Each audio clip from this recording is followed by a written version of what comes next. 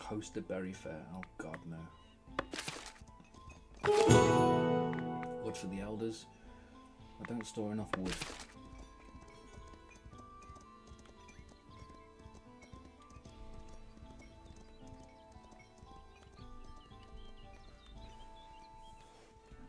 Oh, there is a slight lag.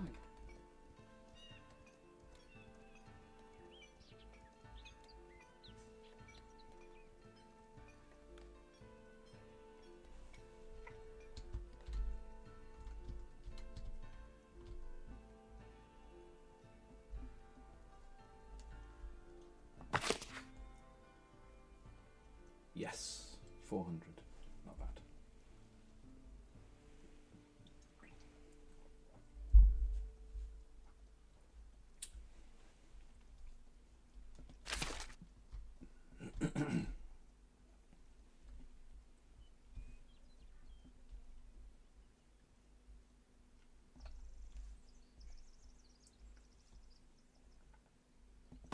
Taxes are good. This common wares maker's not very happy. Need some refined food. I've got refined food.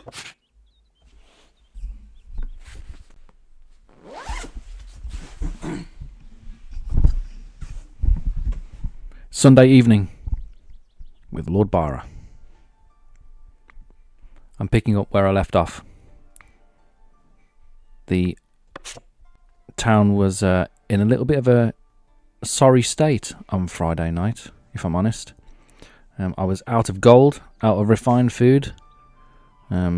Houses were... I was chasing my own tail with houses again. But off camera, between this stream and the last one, what I've done is I've tinkered around the edges, just slightly, only a little bit. Light touches. And what I've done is I've added in a gatherer's hut just to top up the berries. I also, how did I forget now, how did I increase my meat? I put in another butchery over here. I'm less than happy with that, if I'm honest. Mainly because it's a butchery that's kind of just slap bang in the middle of housing, but it's okay. I'm going to live with it. Space is a commodity, a real commodity on this map, so I'm just going to go with it. And I also finished off moving all of the wood cutting that was going on over here, and I've migrated it fully over here now. Although that sounds like a lot of different things, really it was just to pull the threads together, because I was not making any money. Now I am, and I was out of refined food, but I'm all good for it now. So, and those two things are actually linked, the refined food and the gold. I needed to sell the refined food in order to just top the treasury up. So that's where I got to between the streams. Oh, one more thing that I also did was I built. Okay, there is one more thing that I did, and that was this. The armory wasn't working. During the last stream, I'd moved the armory down from the fort, and I placed it in the town centre, closer to where the materials are.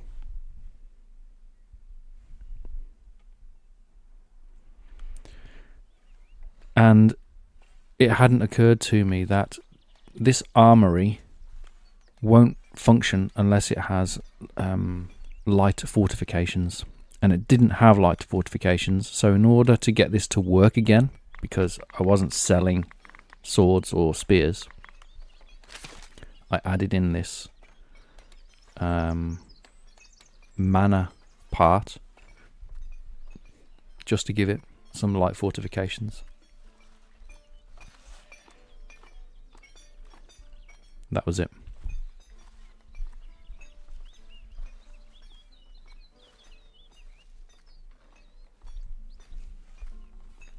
Hi, Big Abes. You're supposed to be working. You're a productive worker. I'm sure your boss won't mind.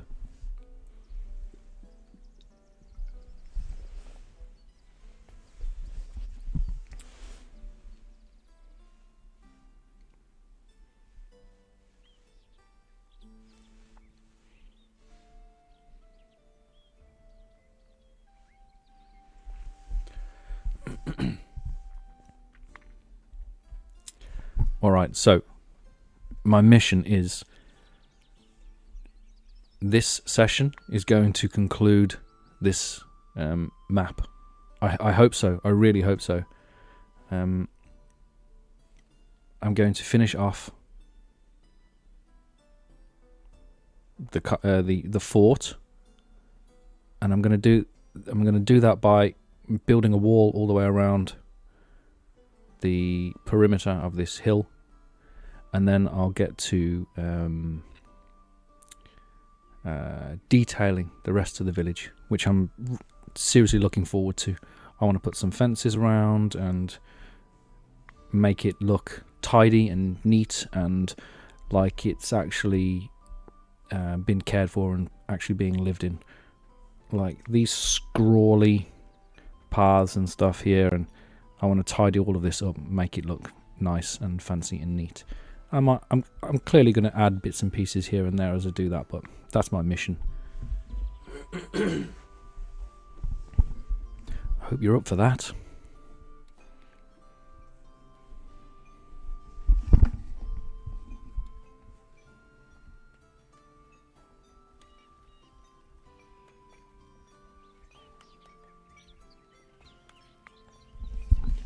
Here's my blocker to all of that. In order to do that, which I just said, I need to complete this mission here, visiting the royal court, and I do that by going to the progression tab, and then I've unlocked this just by adding splendor, which was, you know, these bits and pieces of decoration within the castle monument, and now I can buy this stone castle wall, which gives me the modest castle watchtower, which is heavy active fortification and heavy passive fortification. The difference between active and passive: active means it needs a watchman, passive means it doesn't need a watchman. Holy smokes, as my American cousins say. I can afford all of it. Oh no, it's 20. It's 20 a piece. Okay, I can get 2. Which one?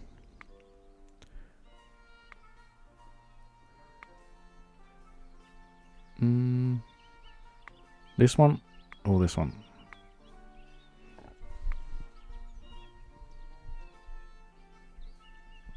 I'll go with this, to be honest.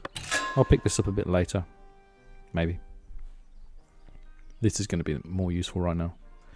So I've got this tower. This is the active heavy fortification. This is the passive heavy fortification. And this is a really sweet looking archway. And here are the parts for the castle. Sick. Look at this round one. I love it. I want to have a look at that right now. Where is it? Boom.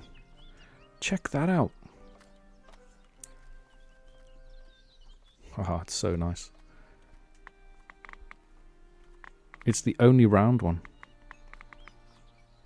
Until you get more. No, it's the only round one, I think. There's nothing in here. Yeah, it's just one. It's got multiple variations on it as well. 1, 2, 1, 2. It's got 2 variations on it, not multiples. Yes. I so want that. I really do. I want him to go here. what is it? It gives them passive, provides passive heavy fortification. Oh yeah, nice. Right.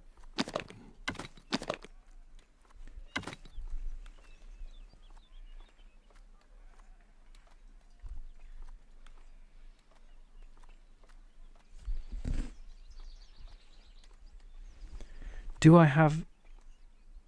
You mean, do I have content? Do you mean, have I made a video on how to make the cloister efficient?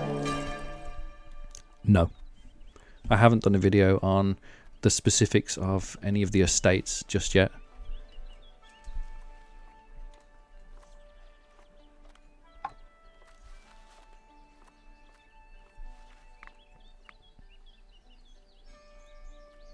Now I need to get a straight line between here and here.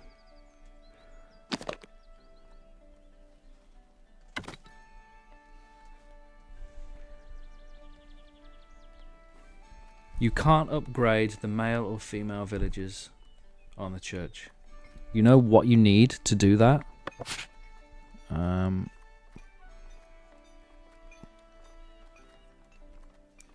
It's not in here because I haven't unlocked it yet. Maybe it's in here.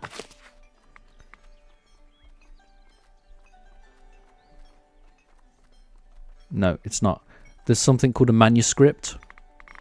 And there's in the monument, in the monastery monument, when you click on create a sub-building, one of them will be called scriptorium, and then you add the scriptorium building, and then you use a monk or a nun, and they produce manuscripts, and the manuscript is the currency you need to upgrade to promote the monks and the nuns to a brother or a sister. That's how you promote them, with manuscripts. Manuscripts are the currency of the monastery.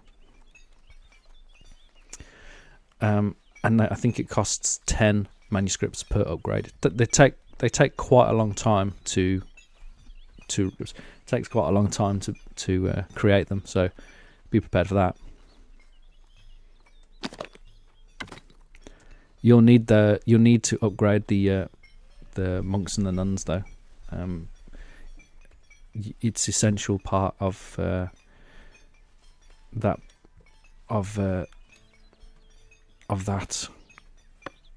progression path. You have to upgrade. You don't have to upgrade on the common path. It's not essential. You can just do it with low efficiency. Labor doesn't require anything like that. The kingdom also requires upgrades, but you don't have to do it. The clergy, you have to upgrade them in order to progress through it. Otherwise you can't. They all work differently. Every single estate works differently. You know what I'm starting to find out about Foundation? Since it went gold, is that it's catching a lot of players out. The new players that are coming along and trying it, no offense, and this is not meant in any offensive way whatsoever, but you're all looking at this game thinking, oh, that looks really easy, it's so cute, and it's going to be, it's not straightforward, it's quite complicated. It's got just the economy alone in this is way more complicated than Manor Lords. Way more complicated. Manor Lords is like, it's paper thin, the economy in Manor Lords compared to this. It's much deeper. For one reason alone, the economy in Foundation is real time. It's not real time in Manor Lords. It's batched economies. This is real. When you change something, if I just stop this from working, that is going to have a direct effect on all of the other parts of the village and how things are produced and what things are produced where. And when I say it's real time, I mean it takes time for that to happen. So if I change this and then change that over there and then this over there and that over there, it all takes time to like add up, and you get yourself into a right pickle if you don't appreciate that.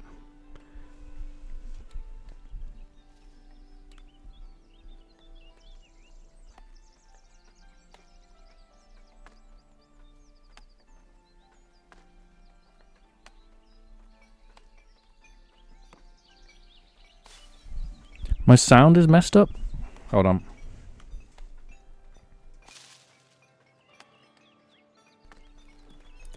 How's that? Is that any better, maybe?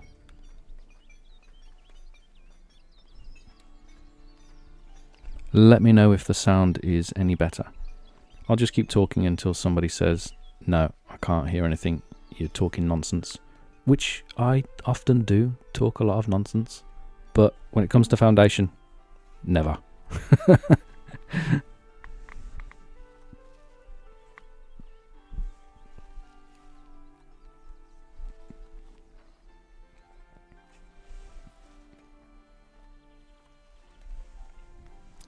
Ah.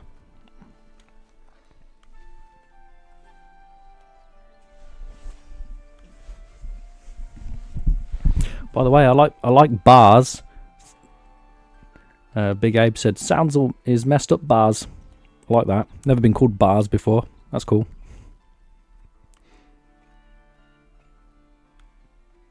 Yes, nonsense and all. Thank you. It's recognised. Treasury. Going to continue to build with treasury. And I was using this.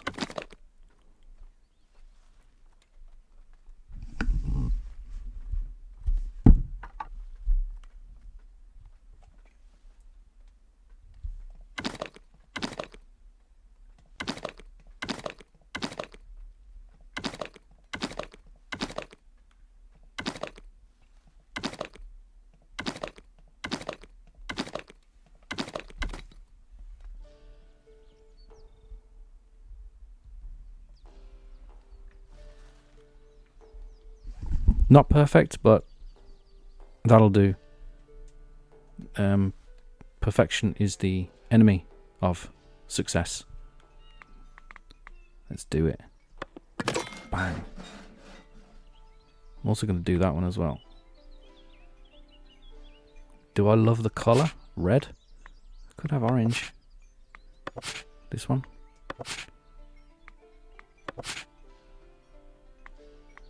Red. Oh no, I'm going to wait. I'm going to wait until it's built and then I'll mess with the colours. Cool.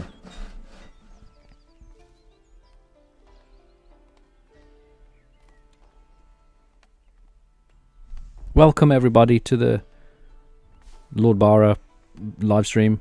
If you're listening, thank you for joining in. I'm going to complete this.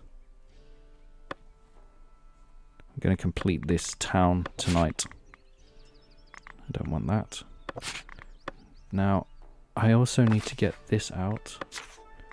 I think... Where do I get the walls from? Wall. Decorative wall.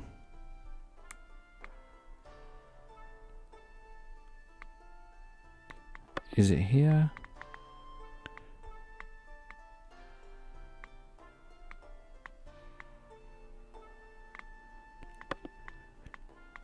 This, I couldn't remember how to do this last time either.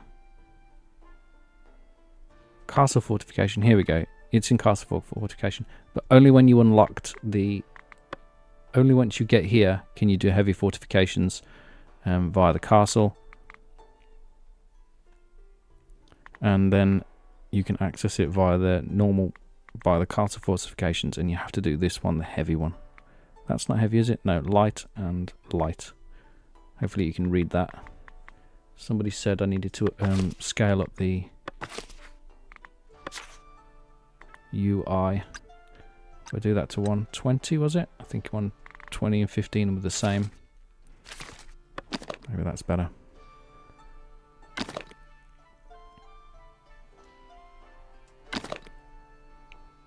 I'm just going to track this.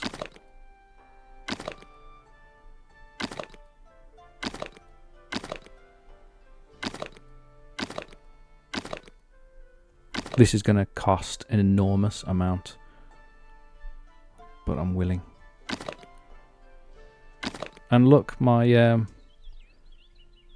doing it the right way round this time. I've got the I forgot what they're called now.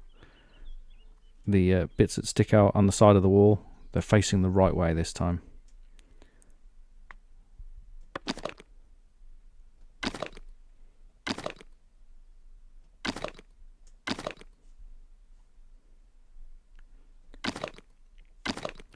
I've seen people having a lot of problems with the walls, but I've really got used to the way that the walls work now.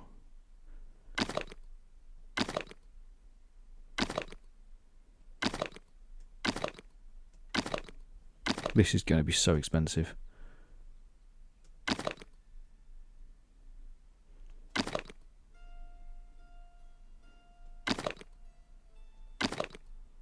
Worth it though.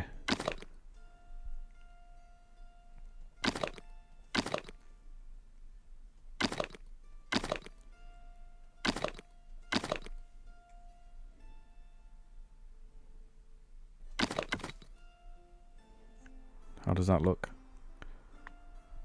Sweet.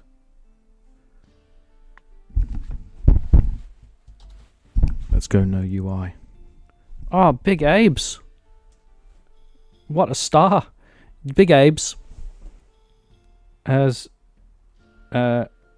just done a, I don't know what it's called, a super chat, and I'm being weird about it because that's the first one ever in my entire life. Thank you, Big Abe's. That's incredible. That's incredible. I don't know what to say. I've gone bright red. You can't see me, thank God, but I've gone bright red. Thank you very much. I'm embarrassed. I've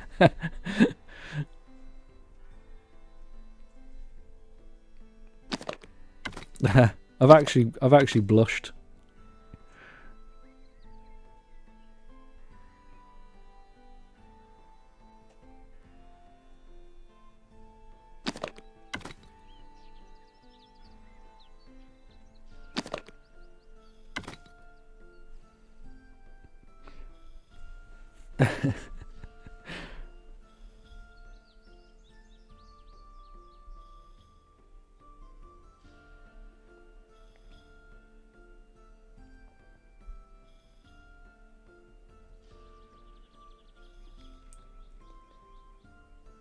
Welcome, Tales of Tep.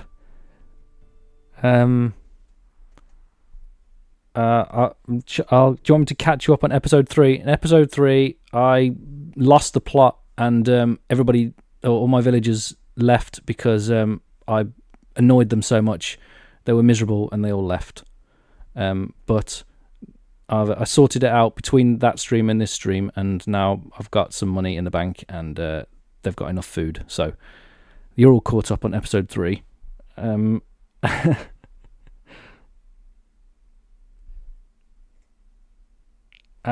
yeah, that's a good question, you know, Nuclear Nick. The part of the reason that it got messed up in episode 3 is because I messed with the walls, and if you go into a wall and then you edit it, I'll get rid of that one. If I go into this wall here and then edit it and then change something, irritatingly, it will demolish the whole wall and then change the privileges that the houses have. So if they had like fortification, it will disappear into the new walls built. It's a pain. And so thinking about it, there's an obvious workaround, which is build your new wall first and then demolish your old wall, because it doesn't because the cost is the same. But that said, the developers are aware of this as like a frustrating gameplay element, and they're going to make some changes to it, so expect that to change a little bit over time.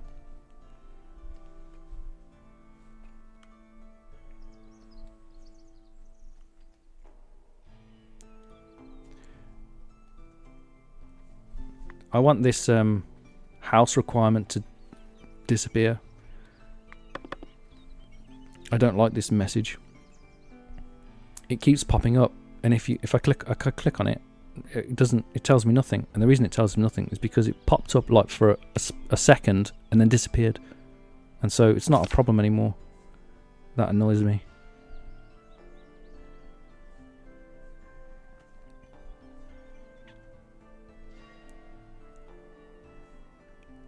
I am loving this castle wall though around here. It's really nice.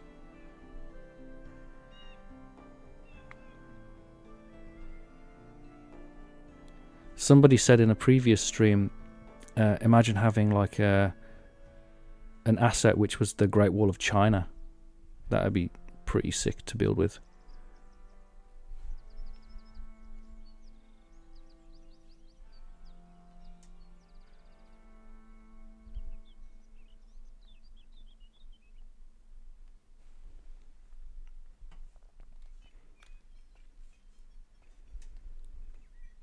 I feel like this is going to be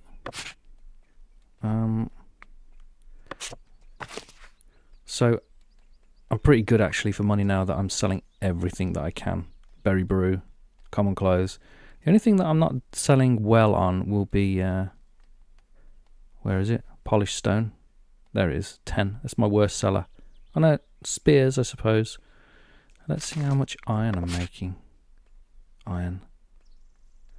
I'm good for iron. So the reason that I'm not making a lot of spears is... Which one of these is spears? Swords and spears.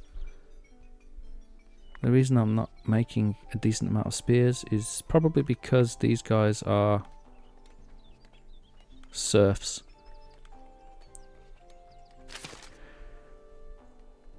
I could try to promote villagers to commoner. But if I do that, I'm going to need bread. Commoners need 2 types of refined food. They're not satisfied with only one, and they will leave. And at the minute, I only produce 1. So if I find a serf. So serfs need water and rustic food, and an additional need of refined food. And that's fine, because I've got 1 refined food, but the commoners, they need... This additional need becomes an essential need, and they need 2 of them to fulfill that. 2 rustic foods, 2 refined foods. So, if I can't upgrade. I've got 2 ways, haven't I? I've got 2 ways to do it.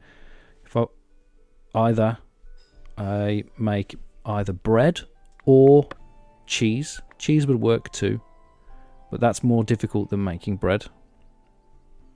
Believe it or not, because you need a lot more space for dairy farms.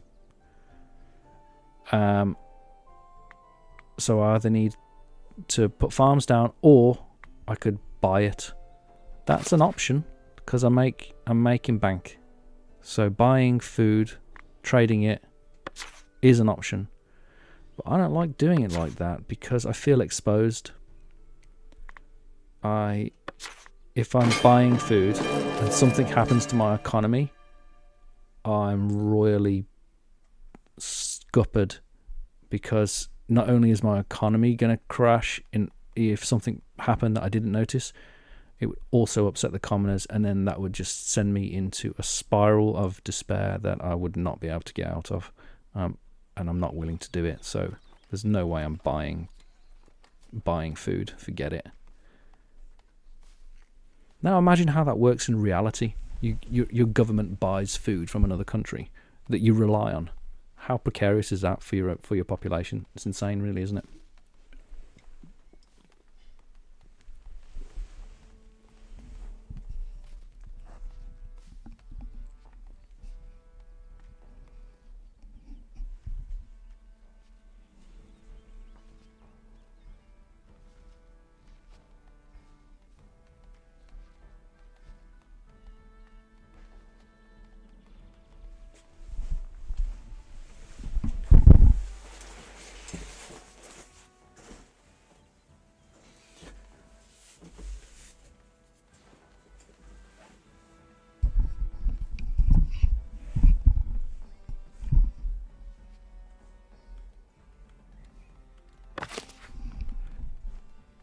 This is already going to take a long time to make.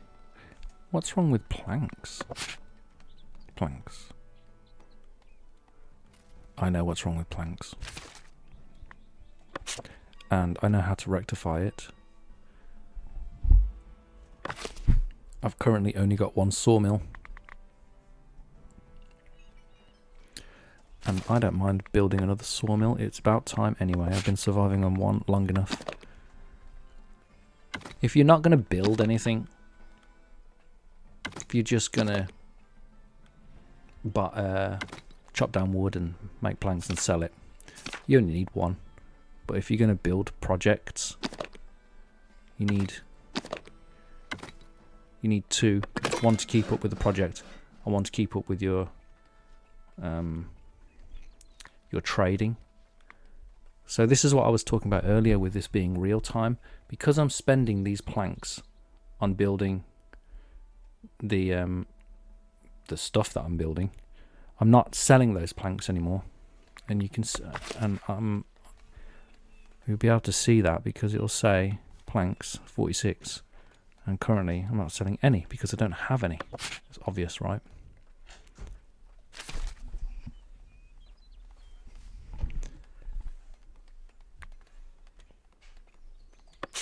So it's having like a real-time effect. I'm going to prioritize this actually.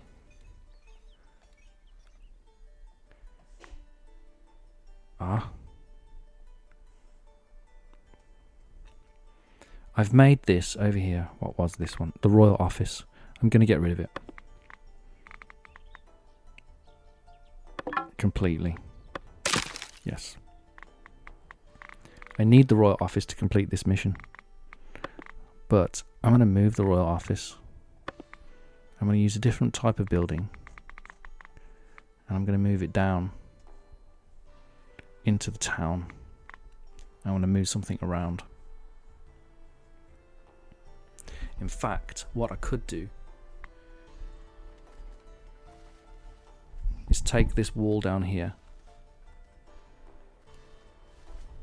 and then combine and then make this the perimeter wall for the town centre. Expand this area out. So I could push this back to the wall. Maybe? No, I won't do that. I could definitely fit in another building that looks cool. Which one? By the way, have you seen the bulwark? This is going to be ideal for making those shorelines look really sweet.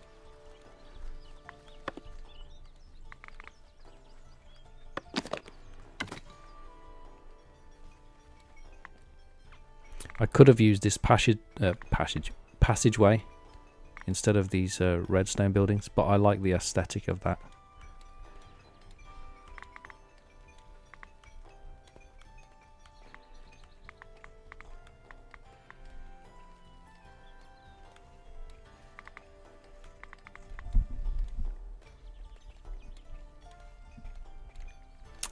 I don't understand that your question, Tales of Tep, by the way. No one's answering you.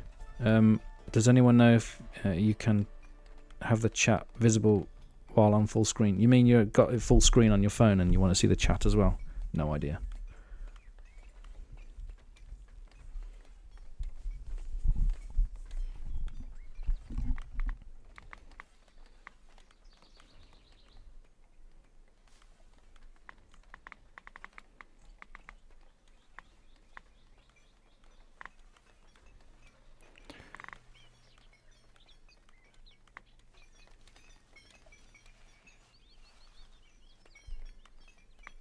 Okay, this is what I'm going to do. I'm going to take one of these buildings here, maybe that one. It says too far. Why is it too far? It's the Royal Office. I've not built it near anything.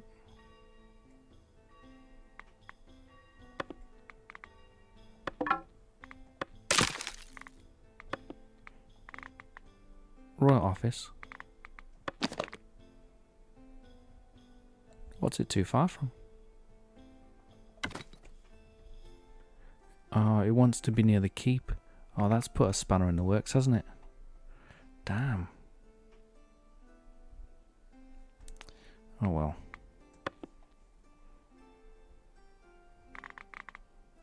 Okay.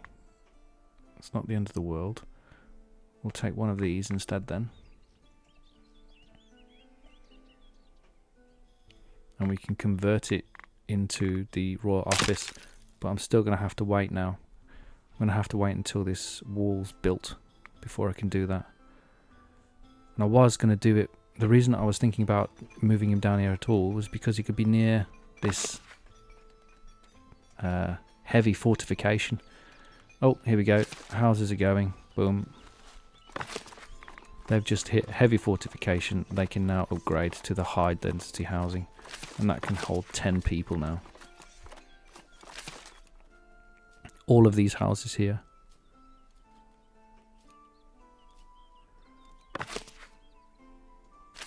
Oh no, it'd probably just be these 3 or 4. Yeah, he doesn't want to go.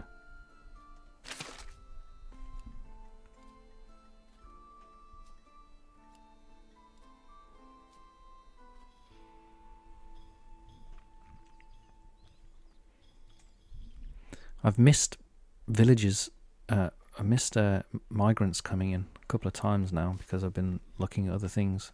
I want to fill this up. Looks like this is finished though now. So this is less of an issue, but I'm going to make it anyway. Soldiers coming back. I need 142 stone. It's not that big of a deal, really. Kind of. Tools is a lot. But where's my tools?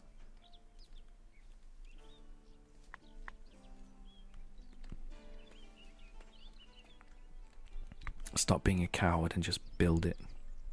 Do it. Do it. Okay, we're on. We're on. Need some more polished stone. We need a lot of polished stone for that. It's going to be okay. 1, 2, 3.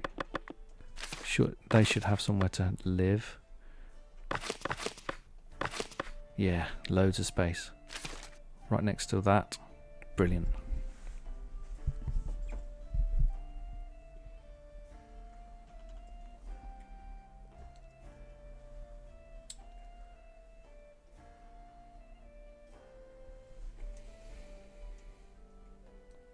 Check out how many common wares. I've got 143 common wares.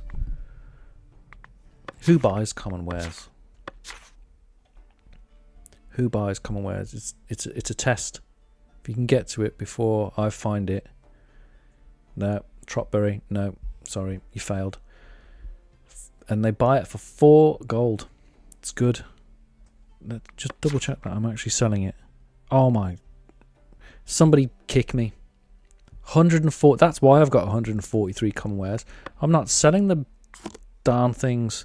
Sell all above 50, please. Keep 50 back, just in case I ever do decide to get some commoners. Oh my life, that's gonna bump up now. What else have I got that I'm not selling? Clothes, common wares.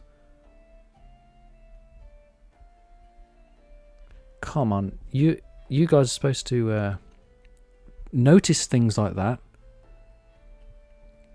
I thought the internet was supposed to notice things like that and point out my stupidity and say, why aren't you selling common wares? Berry brew, I've got a lot of, but I'm pretty sure I'm selling that. Berry brew, berry brew, berry brew. Yeah. What else?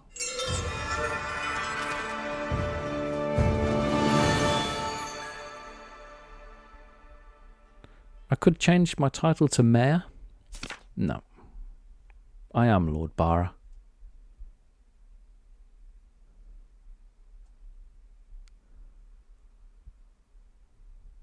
Coal. Make lots of coal.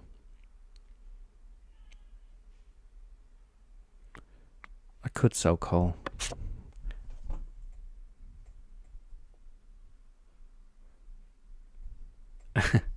Hi, Colin. Feel free to question me on anything.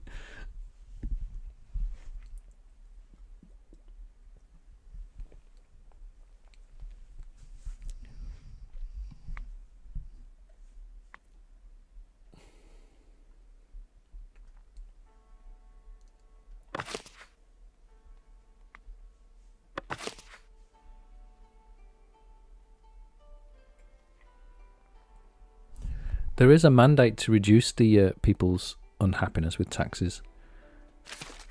In fact, there's a couple of mandates that you can get to reduce people's unhappiness if it's an issue. It's the only thing that they don't like about living here. But then who does like taxes? I could produce more clothes. Selling 8 at a time is pretty poor. And I'm making good wool, good cloth, and okay clothes, which tells you that you just need another tailor so that you can make use of the wool.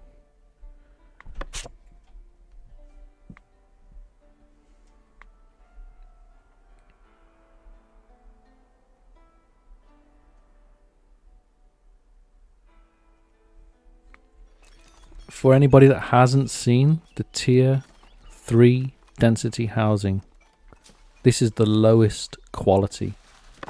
So the quality is poor, but the density is high. So there are 9 variations of houses that you can have. You can create 9 different visual styles of housing. It's a lot of variety, really. Wait until mods start kicking in. If anybody's gets irritated or would prefer to be able to manually place houses wherever they want, a la City Skylines, or, well, you know, practically any other city builder, where you just manually place down a house wherever you want. When mods kick in, that will be the first one to come online, I'm sure of it.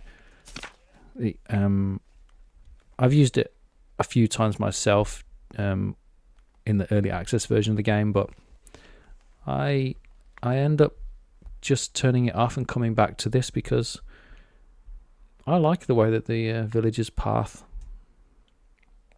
it gives you something to, I don't know, play with.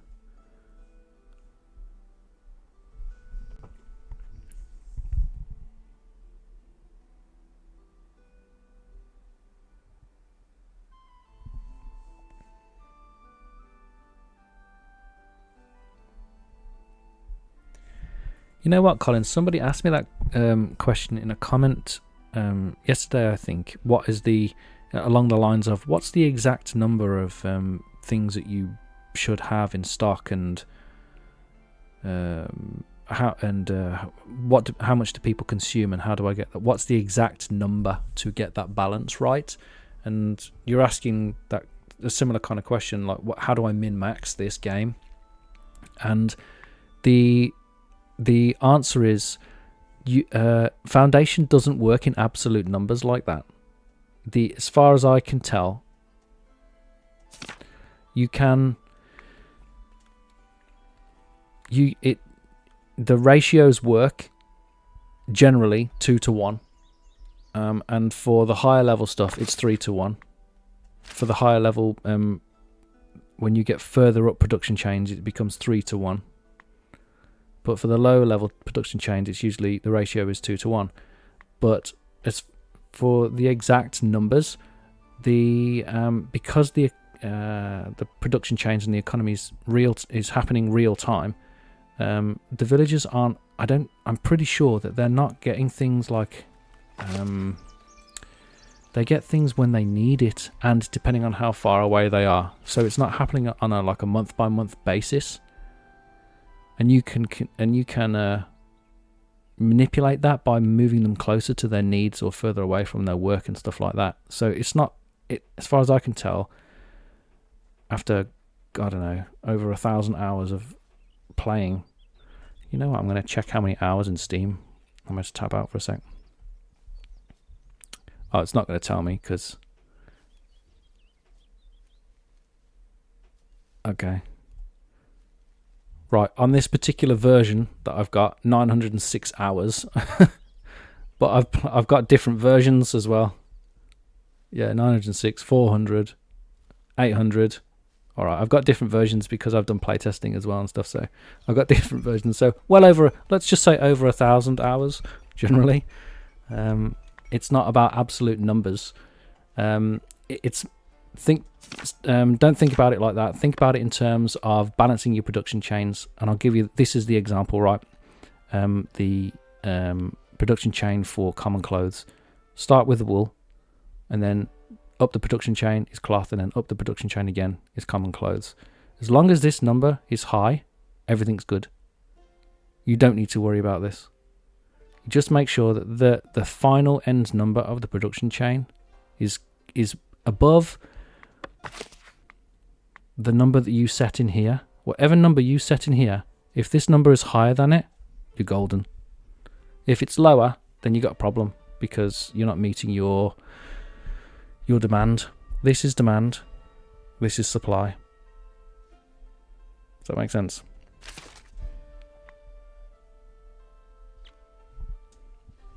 I like thinking about it like that as well. It takes the stress out of it.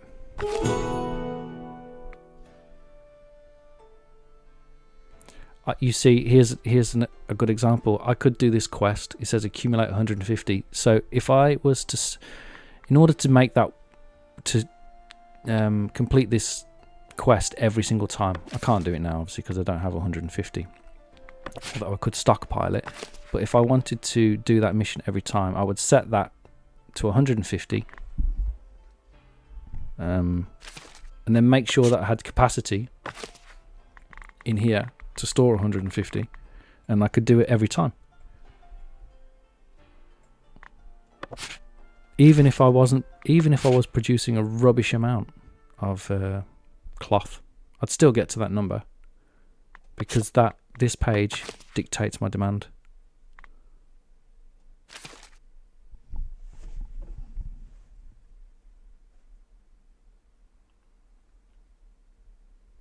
Yeah, it's a rule of thumb, Shimitz, 2 to 1.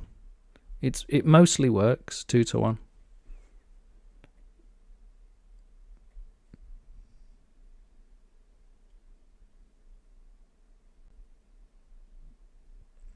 Yeah, I'm pretty sure that the developers are aware of the dairy farm not working correctly.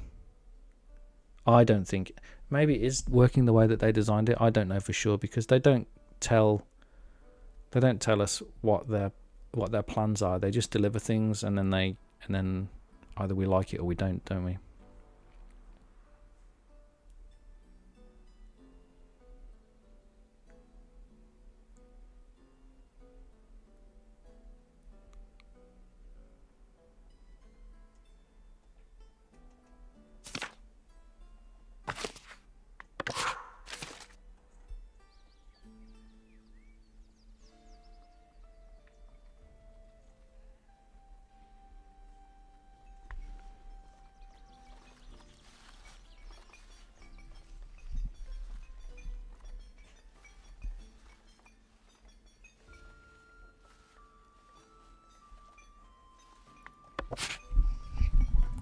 In clothing,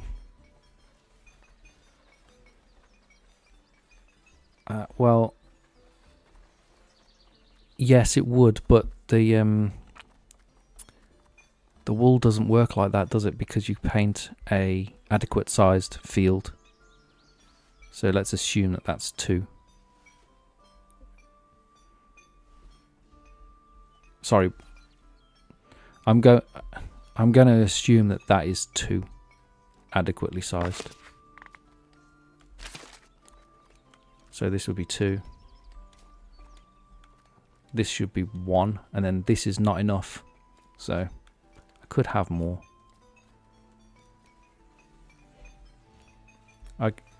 In theory, it should be 2 of these. Oh, sorry, 1 of those, which is 2. And then, I mean, the output is so high. Look, really, I should have 2 of those. So in this case, it's kind of like, it's kind of like 2, 2, 4, something like that, to really max it out. Because look how much wool I produce, loads, and I sell all of it. That's why it's being capped. That's why it's being held back as well. It would go a bit higher. Well, it'd go to 100 because that's the total amount that I can store. But I sell everything above 50.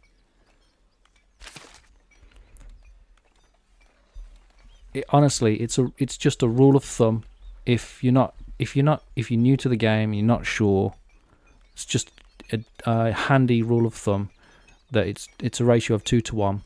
But as you start to get the hang of like how the real-time economy actually works, all you need to worry about is if that number is above what you want to sell of it, and these numbers don't really matter, not that much. The only time they matter is if this is running down and you want to get it higher, then you need to add more production capability.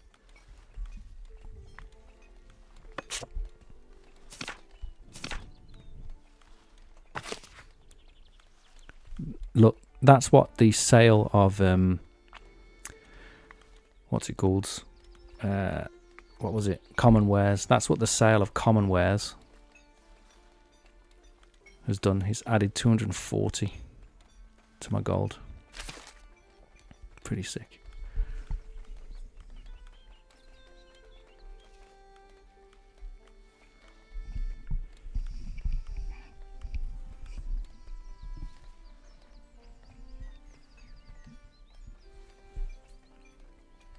Is there a way to disable service needs? There's not a way to disable any of the villagers' needs as far as I'm aware. Unless it's in the game rules before you start a map. I don't think so.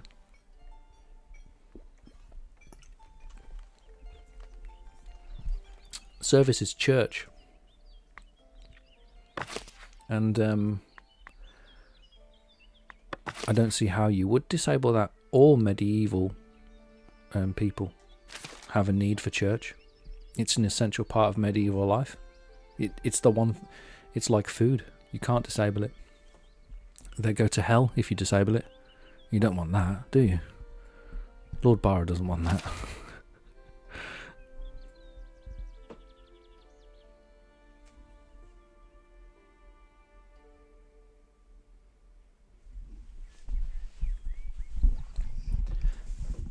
I know, this is what I was saying earlier. I think Foundation has really caught out a lot of new players because the min-maxing, the way that the economy works is it doesn't lend itself easily to that min-maxing mindset. It's not that kind of, just doesn't work like that. Someone's going to crack it. Someone's going to come up with a table and go, this is exactly how you do it. And maybe they'll be right. But, you know, I like to have a little bit of magic in my life.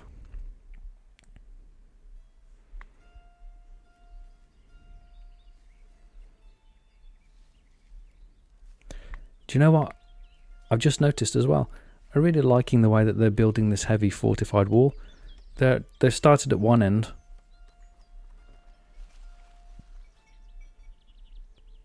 Yep, and they're going to build it in a continuous line. It's not like popping up in patches everywhere like the other ones do. They started at one end and they're going to work the way around. It's so cool. Check this out as well. The guards can walk along the top. They can't actually walk along the top. That would be S tier for the developers to add that.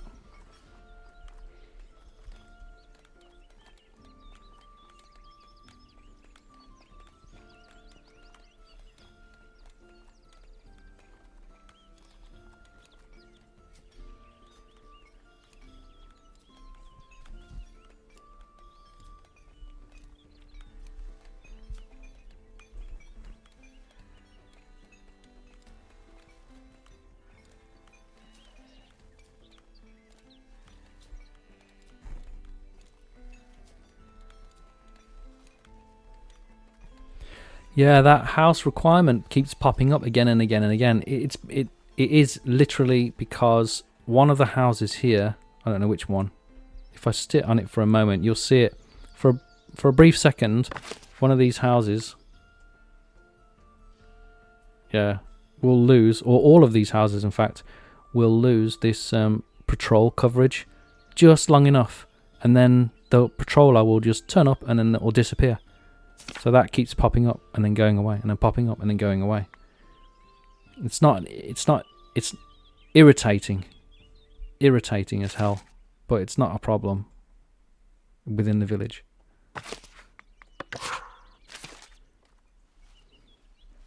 I think someone's trapped here.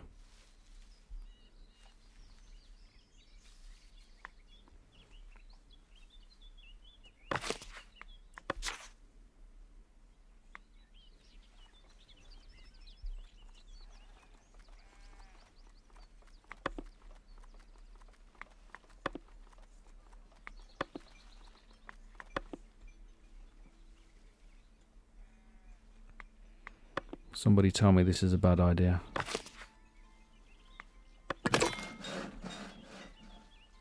That's okay, it worked out.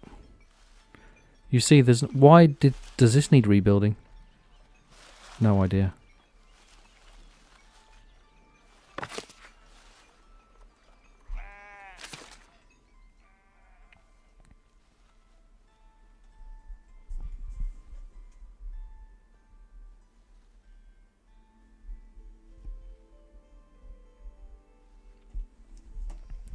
Yes, I'm not upgrading anyone to commoners. Certainly not. I need if I was going to upgrade to commoners, I need to buy this land and start making farms. And I'm not doing it. I do have enough money. 845 gold. It's going very well for the gold. I do have enough money to buy in food if I wanted to, but like I said earlier, I don't know if you missed it, puts you in a precarious situation where when you're relying on imported food. I don't want to do it.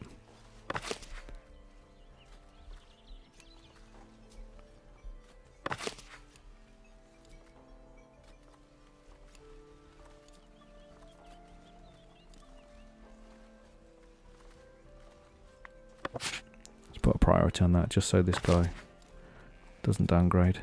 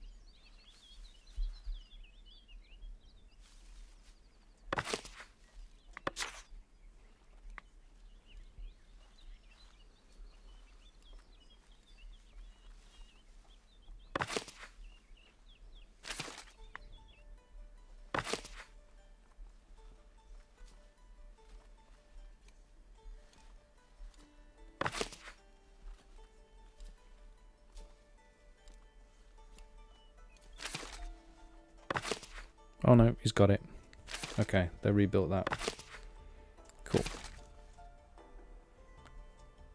This is annoying. Villager path blocked. One of the berry pickers can't get to the other side of this bush. You know what I'm gonna do. Oops. If the mountain doesn't come to Mohammed, we'll make that Mohammed go to the mountain. Something like that.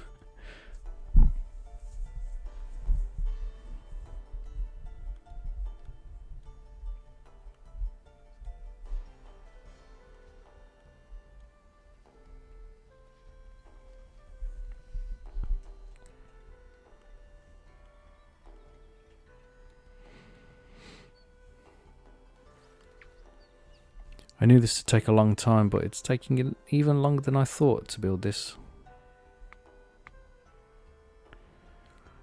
I can speed it up if I want. If I really wanted to, I could speed it up. You know what? I think I will for my own sanity. If I was Just doing this as a personal build, I wouldn't bother, but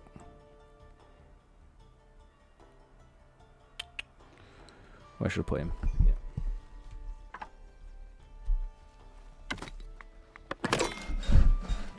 He's not staying there.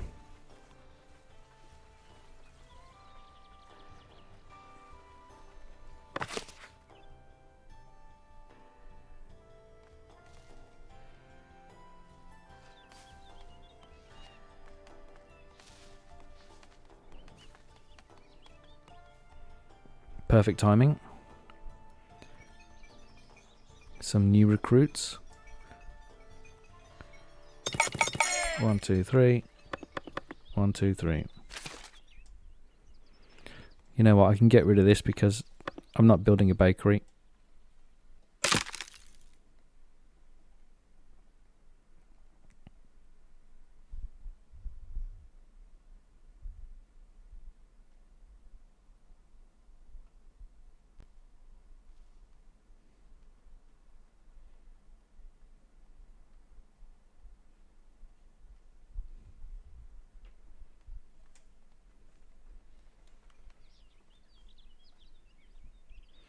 This is another thing, having double the amount of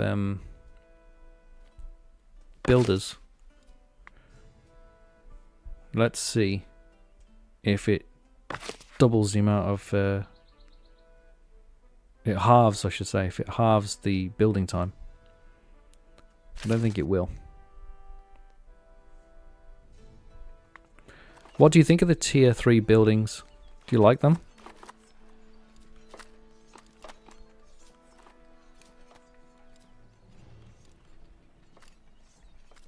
I mean, that looks pretty cool, doesn't it, between them?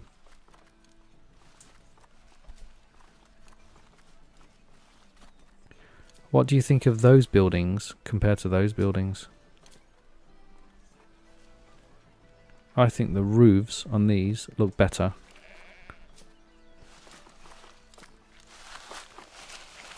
I know they've got stones on them.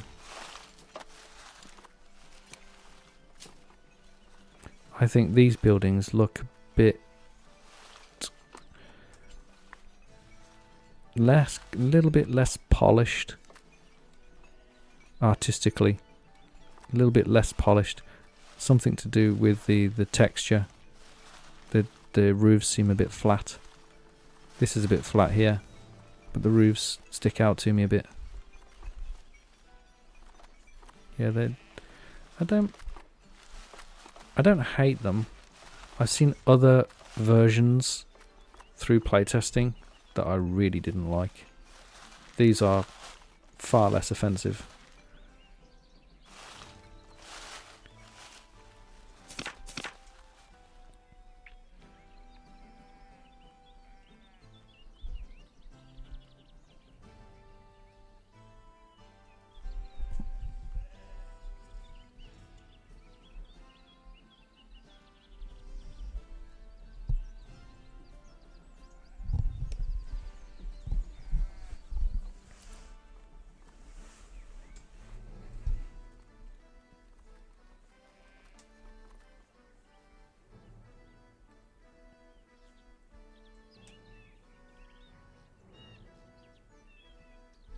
Ah, see, this is what's happening now that I've introduced the second set of builders.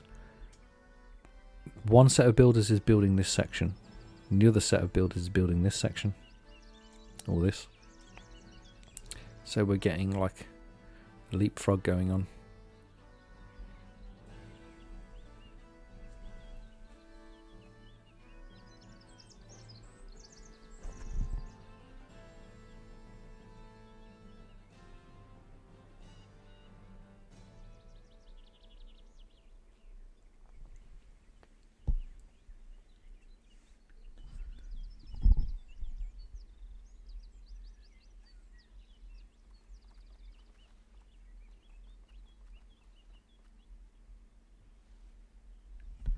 Yeah, I like the height of the houses.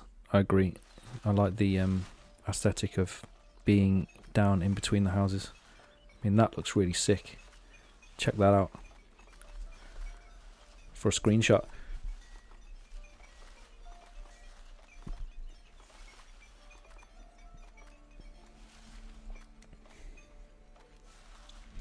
And to answer your question, Colin, that's a really good question. Do you have to manually assign commoners to the jobs? The answer is yes. Which is why I would recommend that you don't bulk promote from via the bailiff page. Go to the individual. Let's find a. Yeah, I can't click on one now. Come on, here we go. Click on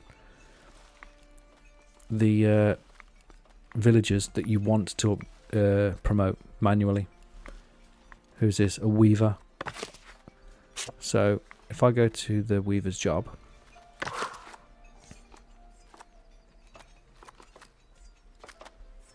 and you can see that this job is best suited to a commoner. So it's only getting 50% efficiency. Really should be commoners. I would upgrade them, put on a job basis. I wouldn't go to the bailiff and upgrade. Discuss, where is it? Open the list to promote villagers. Back in the day, this page exists from way back in the day, 2019, or 2020 actually, when they introduced the idea of promoting the villagers in early access. This is a remnant. This is a leftover, which is why it's buried here in this mandates thing, and it's like the game's not telling you about this page or anything. It's a remnant of a mechanic that existed long ago. And you used to have to do it on a monthly basis. You could only so so much has changed. There used to be the way that the economy would work. It would work on a weekly and monthly basis. Now it just works on a monthly basis. And in your budget, it used to say month, and then you could toggle it to say week as well, and you could see how much you were making per week. Now it just tells you up here, this is a daily one, and this is a weekly one. And at the end of the month, you were given the option. It would pop up like a quest. Oh, do you want to promote any villagers? And you had to go to this list and then do it, but it's all been scrapped. It doesn't work like that at all anymore. Now you just can do it. And this was my suggestion. This was literally my suggestion. Please, can we have this button on the villagers pane where we can just manually upgrade the ones that we want, and then we can control which houses get upgraded where. Well, the way the houses work has changed as well, so kind of doesn't gel with that anymore. But I'm still glad that it's there, because you still need it. I wouldn't want to bulk upgrade everyone to a commoner. I'd cause a right mess. I feel in an uncontrolled way. I'd just get loads of people leaving, and I'd feel very uncontrolled. Yeah, promote via the job location.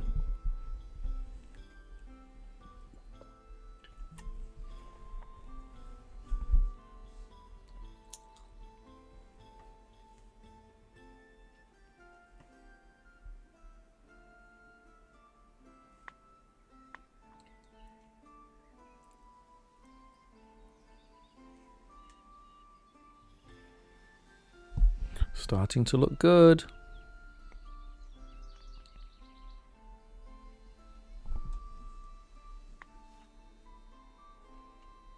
And now that I've removed those berry bushes, I'm not getting that annoying message anymore, am I? That someone's stuck? No, it's gone.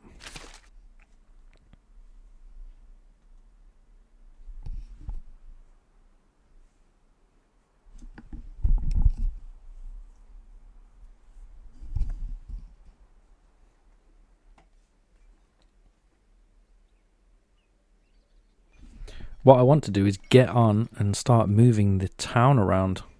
But if I do that, I'll interrupt the building of this or slow it down. We're almost halfway.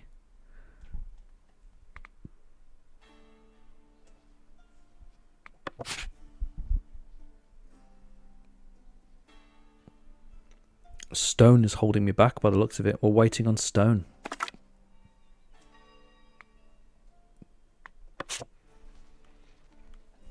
That was the wrong thing. That I didn't want fish. I wanted stone.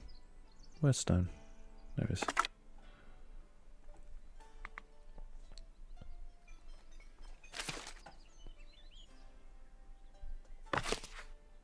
Oh, can you believe it?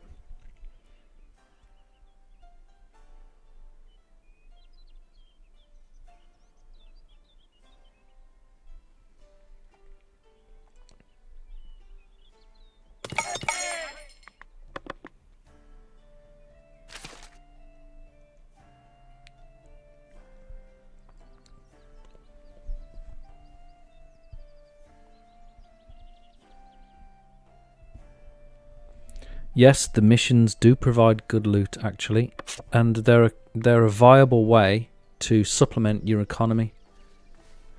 In fact, I often forget to do it. Here, I can just make gold. I don't know how much gold. Let's do it. Here we are. The Iron Hand of Justice. Off they go. Have I opened the next tier? No, can't do it yet. But look, you can do the missions for gold, or you can do it for resources. Maybe you want some food or some other materials or bread. Let's send them off. And not only do they give you loot, they'll also give you blueprints. I don't know whether this is a spoiler. They'll give you other things, which is cool. I'm not going to say it because I feel like it might be a spoiler for some people who want to play and experience it. But you will get other cool things from doing the missions, not just what it says here. And then there's like a final boss at the end of this page as well. When you get to the end, there's like a final boss, and you'll get something super special for that. I'm not going to spoil it. That's all I'm going to say.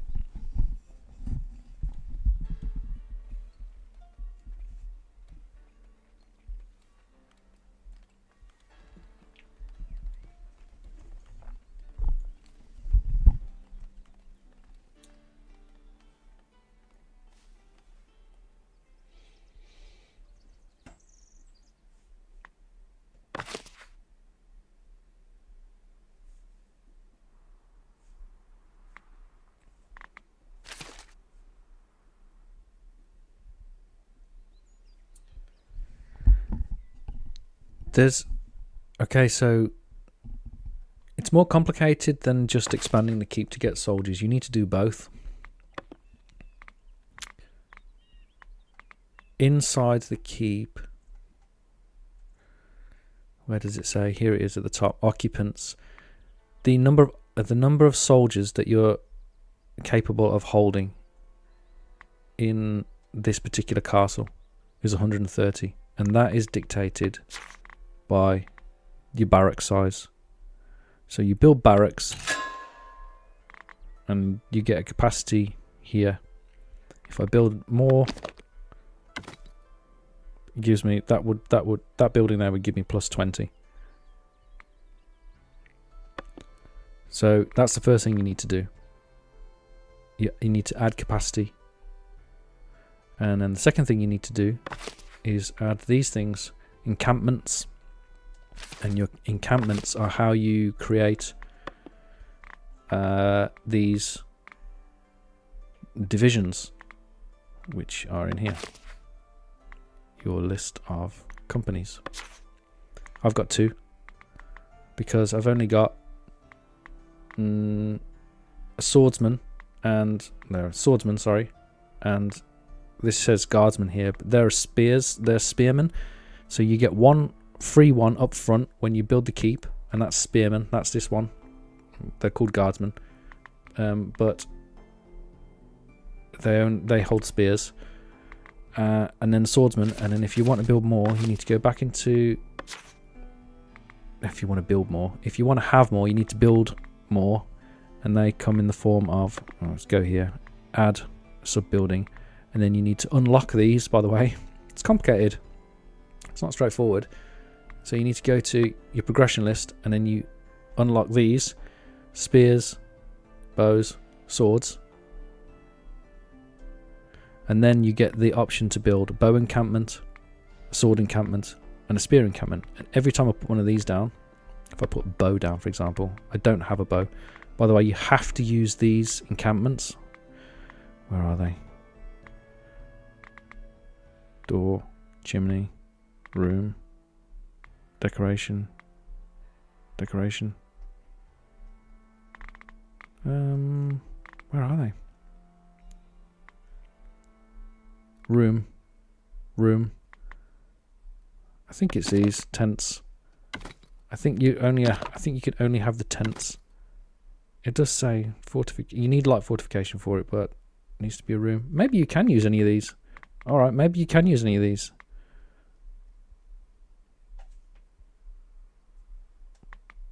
All right, I think maybe that's changed actually since the last time I was. Since the last time I built this, the last time I built a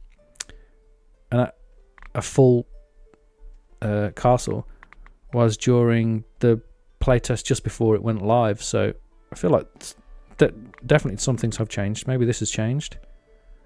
Maybe any of these buildings will do now. But it was previously. You had to have these tents. But going back to what I was saying, you need to have barrack space. You need to have it unlocked, and then you need to build specifically one of these encampments, and then you can add a company. Oh, I feel exhausted explaining that. It's long-winded. It's not straightforward. It's not.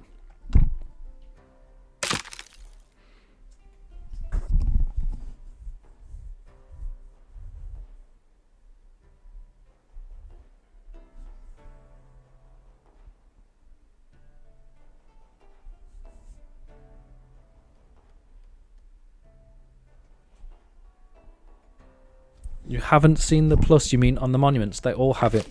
When you go into the build section, this is how you add sub-buildings to the monuments. Yeah. I agree. It's not exactly the most obvious thing, and yet it's critical to being able to build. It's not even explained well in the help file, if I'm honest. Where's help?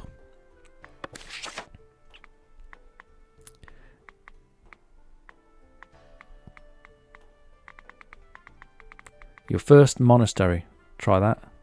Or your first castle. Yeah, it doesn't say. It just says build these things. Fortification, what's supposed to bridge, prosperity monument. Yeah, your first monument here, look. And then there's a little video. It doesn't.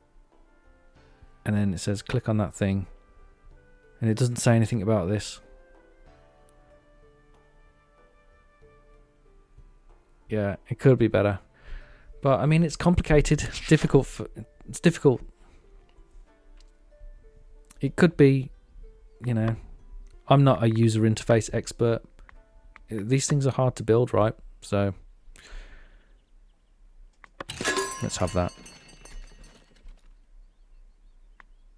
And a privilege. Ooh, that's nice. These are the building parts. Oh, check this out. Check that out. Sick. You don't know what that is, do you? I'll show you.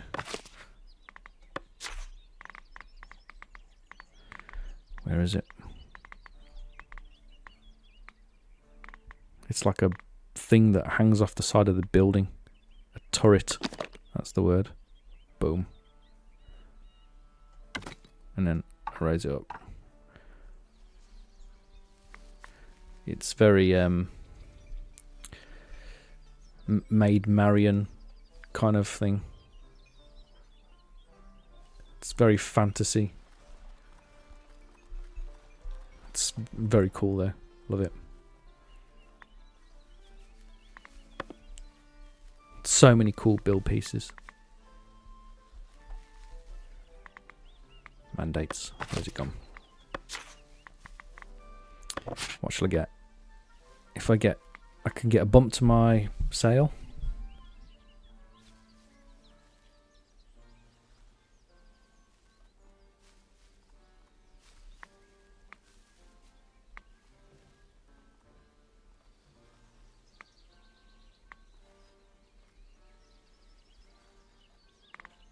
Let's do this.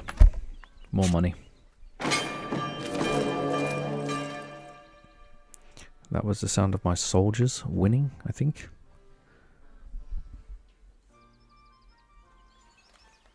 There they are.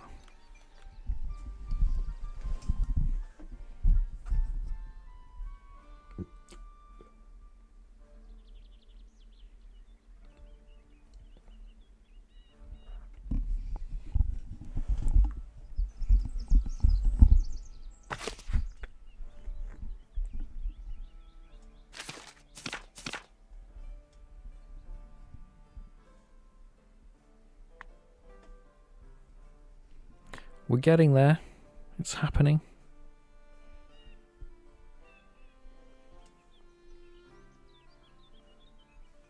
I'd say we're more than 50% complete. Let's have a look at this in the bird's eye. Yep. If you wanted, you could turn this whole region into one. I've already seen somebody on the Polymorph Discord. They've built up an enormous heavy fortified wall basically on the entire perimeter of the map. It looks pretty cool. And then obviously all of the houses that are inside are eligible to be fully upgraded, so it's just one gigantic city.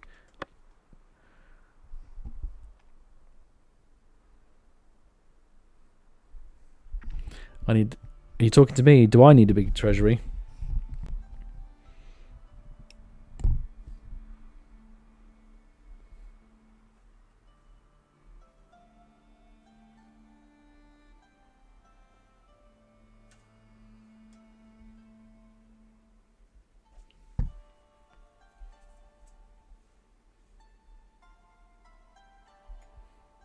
Yes, I probably do need a bigger treasury.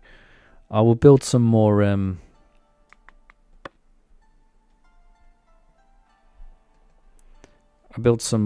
mana parts. Ironhaven mana. Oh, do you know what I haven't done? I haven't named the castle.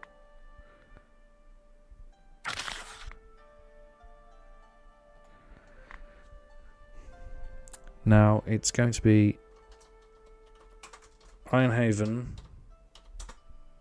Oops, that didn't work, did it? Let's just have it all caps. Ironhaven Keep, Ironhaven Castle, or Ironhaven Fort. I think Keep. Ironhaven Keep sounds cool. And it's obviously all in caps because it's badass.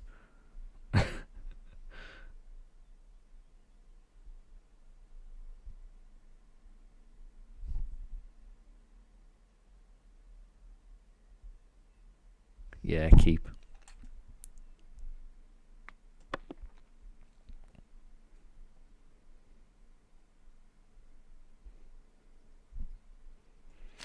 One thing to bear in mind if you are going to start building with the castle is it has an impact on your bottom line, because your soldiers, your militiamen, they need paying.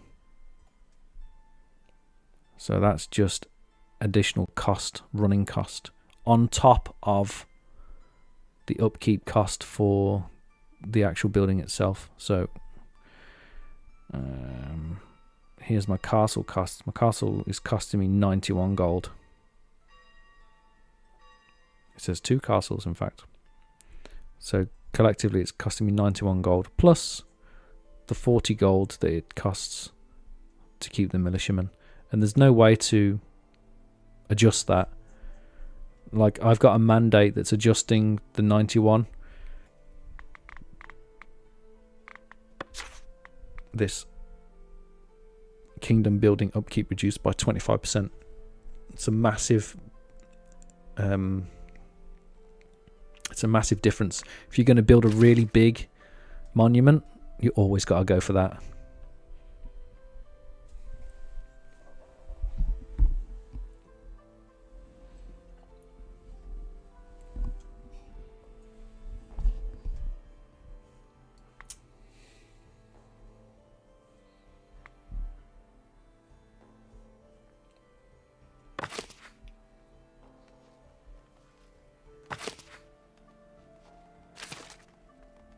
still a little bit of tax floating around that I could grab. There's 10 gold there, in fact.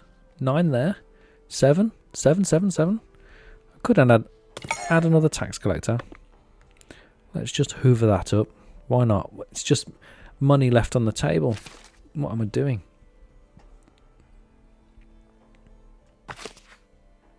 Oh, I'm nearly hit 1,000 gold a month.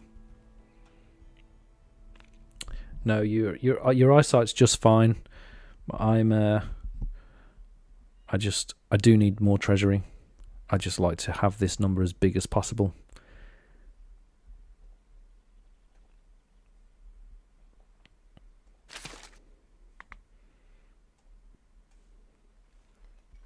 Some people call it a waste. I call it insurance.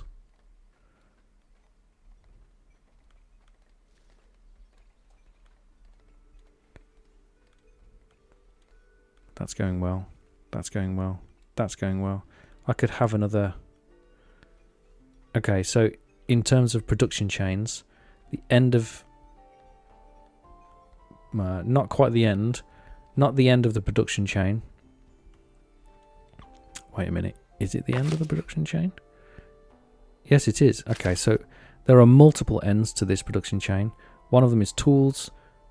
One of them is... the other one is spear, and then short bows, which I don't make actually, and then swords, and also common wares. That all of those are the end of the iron ore production chain. So I've still got tons of iron ore, 190, because I've got these 2 mines here. I really looked out.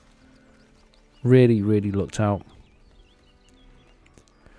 And I'm producing so much iron, but my tools has dropped slightly. That's the, and these could be higher. So if I added another blacksmith in, I could just top up the tools and the spears and the swords. I might do that. Add one more blacksmith.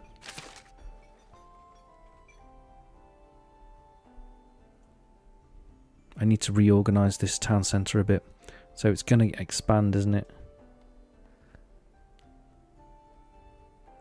If I turn these into heavy... If I put some more heavy fortification down here... If I square off this area, fortify that in as well.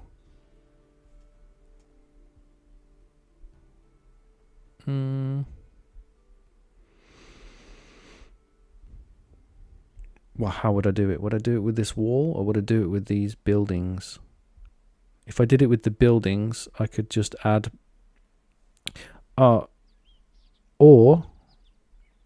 I could do it with the manor and use that treasury instead. Okay, let's see how this looks. Treasury.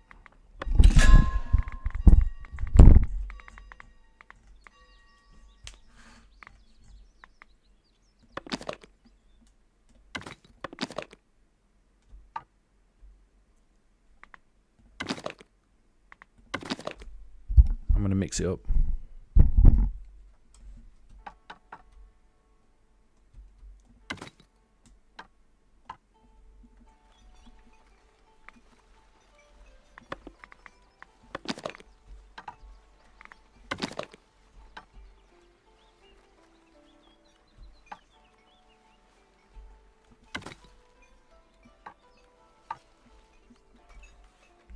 Well, it's near the water's edge, so it needs to have a stone base.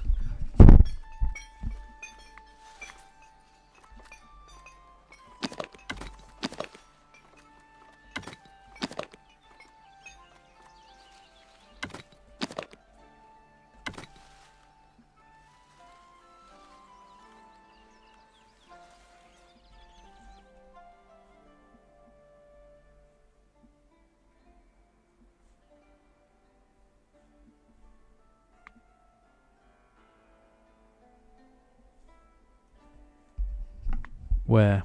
Mountain climbers? Oh, here.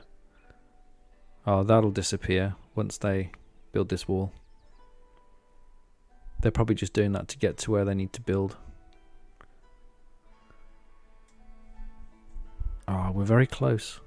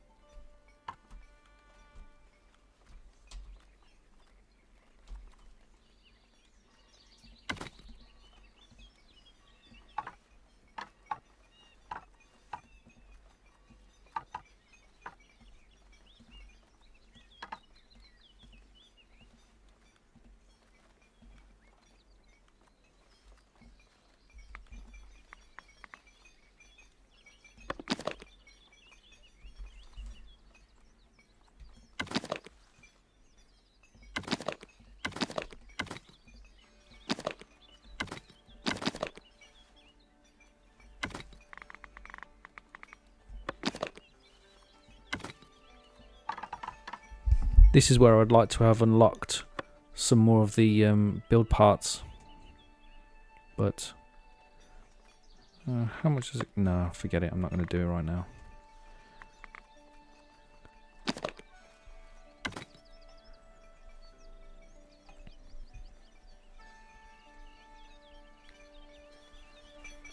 I mean, how can you not have that? Especially on the water. Yeah.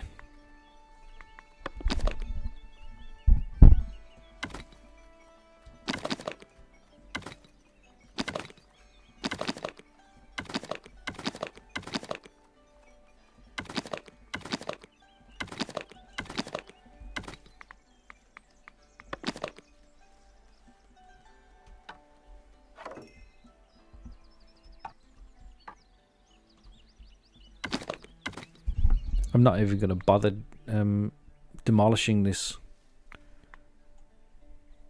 Oh, well, I might. Do I need to? Well, we'll see. I might get rid of that.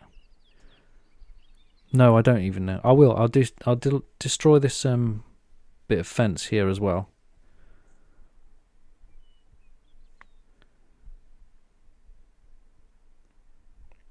This is going to look quite nice, actually. I just destroy that bit of fence there, put some heavy fortification in to get these houses all to upgrade to these level 3. That'll look quite swish.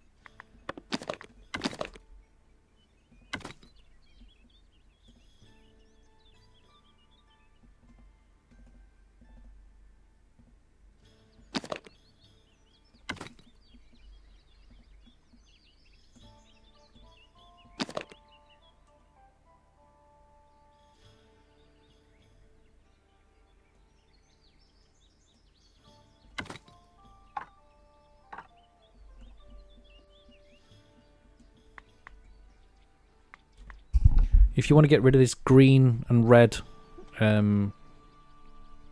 interior notification area thing, this green colour, you just click on this button here, accessibility.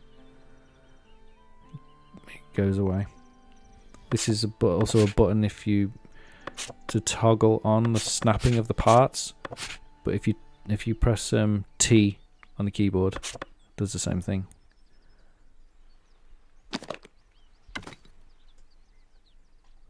Damn, can't get those to align. Never mind.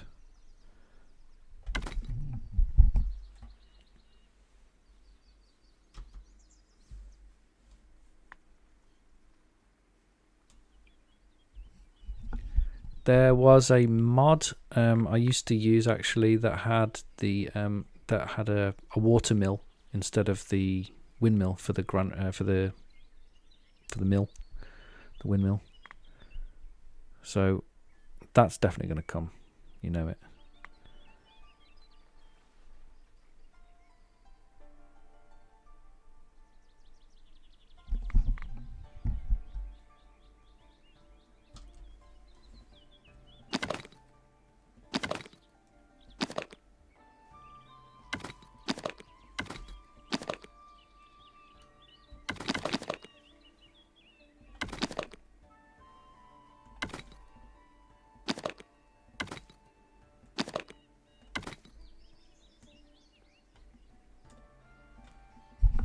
Yeah, and then with this variation that you can do on the side, check this out. And then I can put like an overhang here. I'll make it a bit taller as well, actually. Not both of them, just want the one. Nice.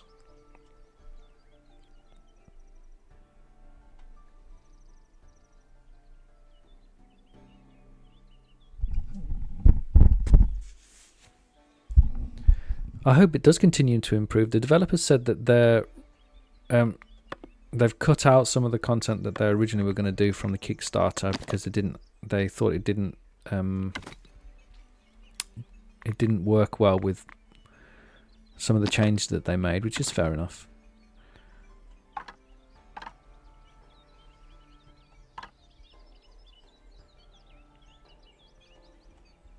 Yes. Look at this. It's almost like, I mean, it's not technically endless, but it's almost like endless variation. So cool.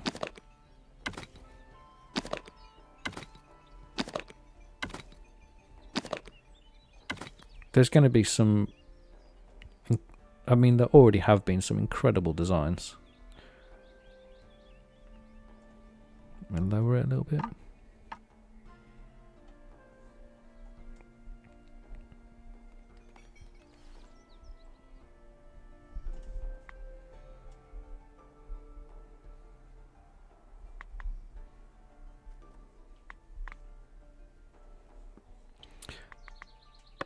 Here's a passageway as well.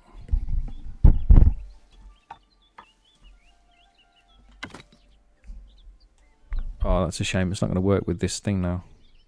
Never mind. Could always do it on that side still.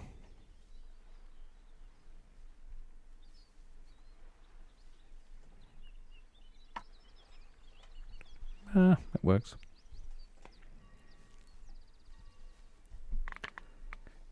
I'll put some chimneys in. I'm doing some big builds tonight.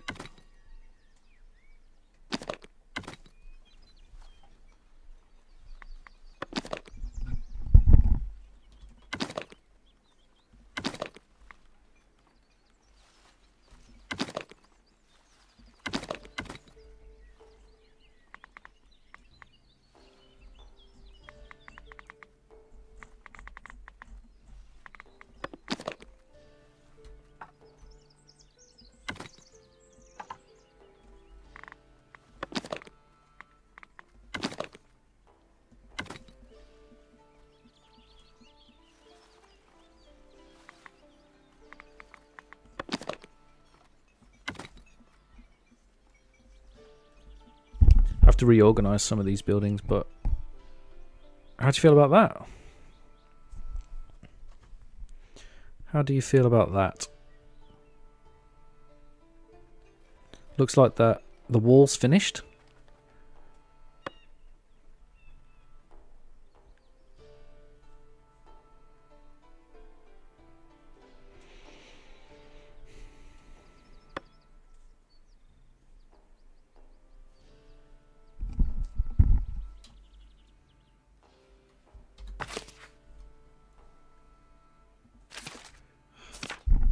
Now, here's a question. How do I tell if that is working as... Right. Heavy. What's this? Light. Okay, it's not working as heavy fortification. Let's see what I need to do to get it to work as heavy. There we go. I need to get that to link up with that. Now, I think what I'm going to have to do is...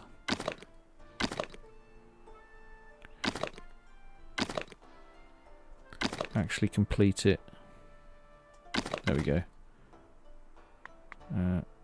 Straighten that up, please. Get rid of that, please. Where's it gone?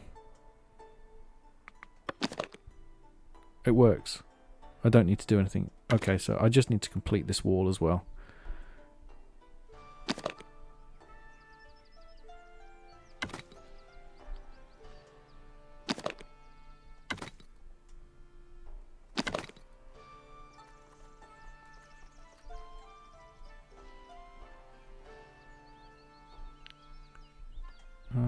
That's fine. That's not too bad. I'm just going to do that now. I don't think it'll take them that much longer. Coin surplus, I know, right? I know what to do with it as well. Let's build this at the same time that we're building that.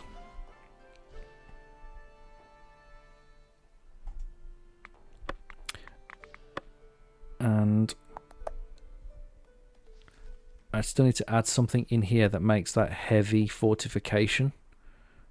The way that I did it to get those to upgrade was I added that in. Maybe I can find a different way to do it. Somebody's path is blocked. Ooh. Yeah, it's because they can't get to that door, that's why.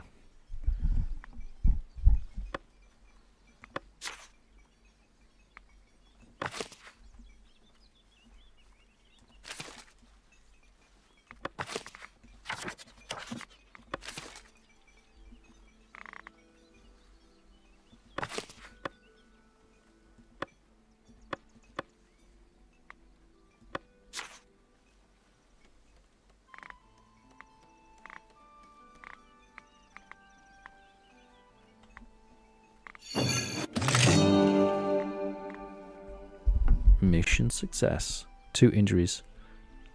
No deaths.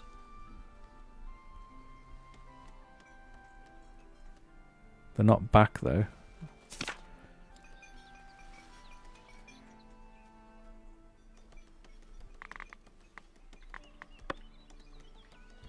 Where is the list? Oh, I'm not worried. What I'm going to do is I'll do this instead. It's having a panic attack because they can't reach that door, those doors anymore, because I've just buried them behind those walls. But rather than try to mess around and try to find it and might have to delete the wall and whatnot, I'm just going to do this instead. Go to treasury and then go to this little building here.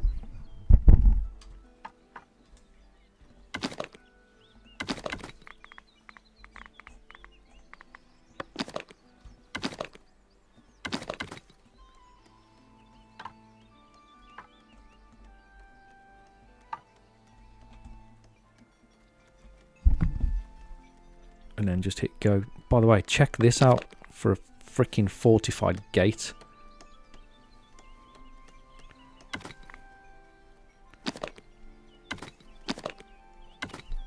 Now it can't go there. It looks silly, but how sick is that?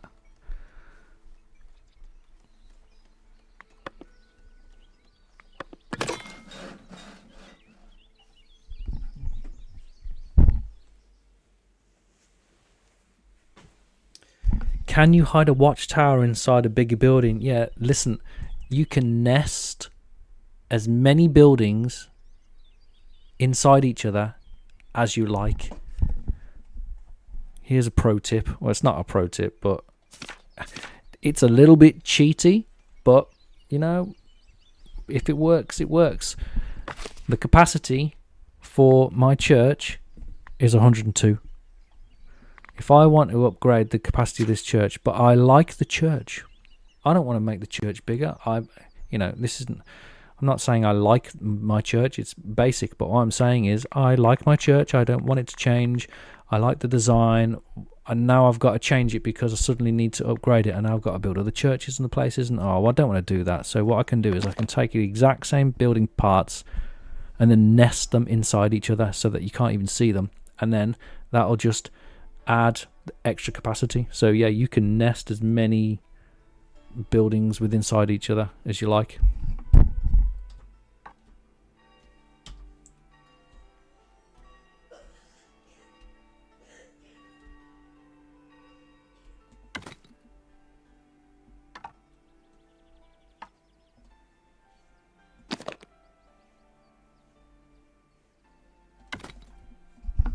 Bit cheaty, bit wrong, bit scummy, but if it works, it works.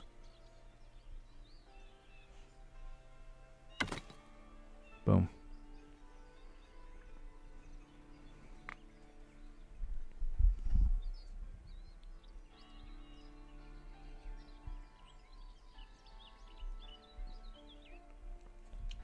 I think churches should look like 40k cruisers. In the Middle Ages, most churches were just a shack. They weren't. They didn't have a steeple or anything. They didn't look like anything. They just looked like a shack. And they were made of wood, and they all burned down.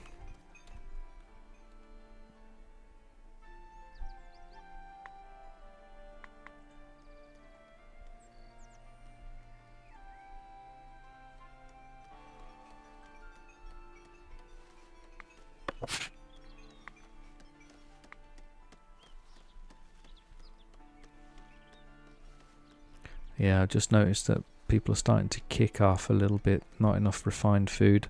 I've been adding people a little bit at a time. It's having an effect.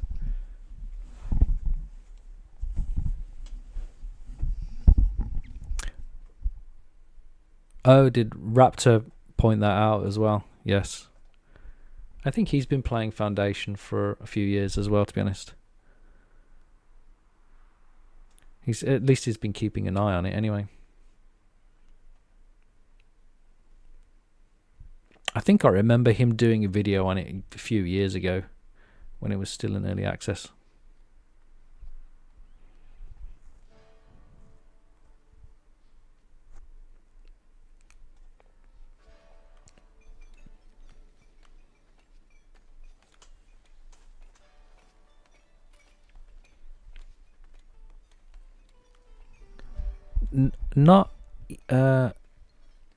Not specifically, not like region packs or region architectural packs. I haven't seen any modders do specific like region packs yet, but they do different types of buildings. And I mean, there was one that I used to use a lot in early access called what was it called? Fantasy Decorations, and that had themes in it. One of them was like a medieval fair. Another one was, I can't remember now. But no, the answer is no. There's not specific like packs. I'm sure, you know, if the game does really well and people start to really gel with it, I don't see why modders wouldn't, you know, take advantage. You have to bear in mind that this game engine is proprietary. Polymorph have built this themselves. So modders probably have to, I don't know, I'm not a programmer or anything myself, but I imagine it works differently to other game engines, and so it might take modders a little bit to just wrap their heads around it. So whether or not it takes off, I don't know. I hope it does. It's a nice engine. It works well. It's not quite optimized, but it has been in the past. I don't see why they can't get it back to the point where it's been super stable and super smooth like it has been in early access. I think it's just a bit of teething problems now. It's been let out to the wider audience, and everyone's got different PC setups and all kinds of crazy parts all jammed together, and you never know what anyone's got or what you've got or how it compares for the people's. Everything, so it's so unique and bespoke and different, and it's a lot to cope with, isn't it? I think for when it comes to like programming and stuff. Maybe I'm just talking nonsense. I often do.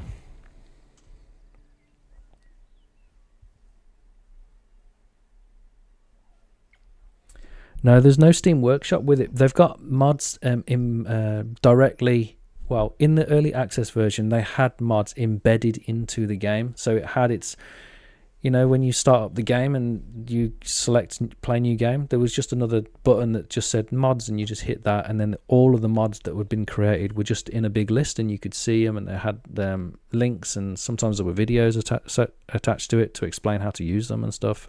It was all integrated to make it for the end user, people, dumbasses like me, to just be able to go, oh, that one looks cool.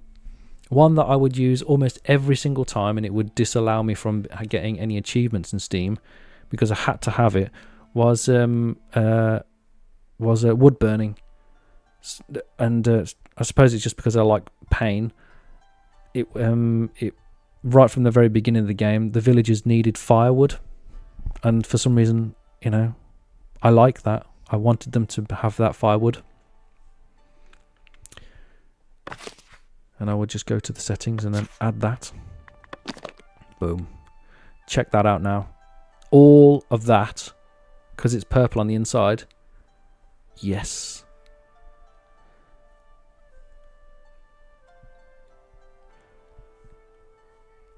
I was just wondering, actually, okay, I've got two different purples here. This purple on here, though, is got to be heavy fortifications, because that's all heavily fortified in there. Maybe that's because it's overlapping. You know what? I don't know why there are two purples. But this purple down here is light fortification. It's got to be because that's overlapping, because this is heavy fortification building and the wall is heavy fortification. But then that's just circular. Okay, so I'm figuring it out as I'm speaking. This building has its own heavy fortification, and it's overlapping this heavy fortification and this light fortification. But that's unfortunate, actually, isn't it? Because now it's a little bit confusing. This light fortification here looks exactly the same color as this heavy fortification here. That's a little bit misleading. Feel like that should be slightly different colors, at least, like that color. But it's not. That's a shame. Not the end of the world, obviously, but it just means a little bit of extra legwork for the player, doesn't it, to ask yourself the question, is that light or heavy? I'm not sure.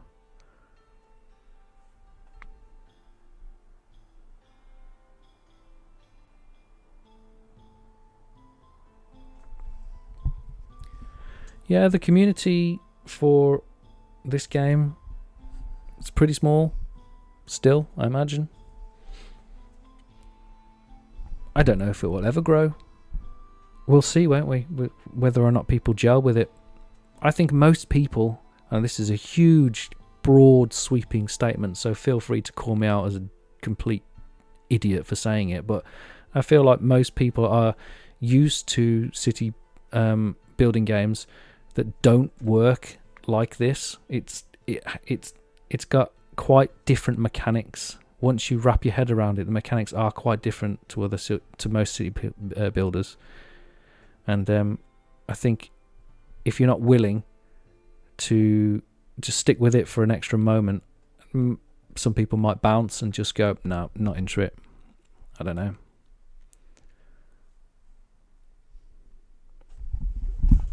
Which would be a shame, because I feel like they'd be missing out.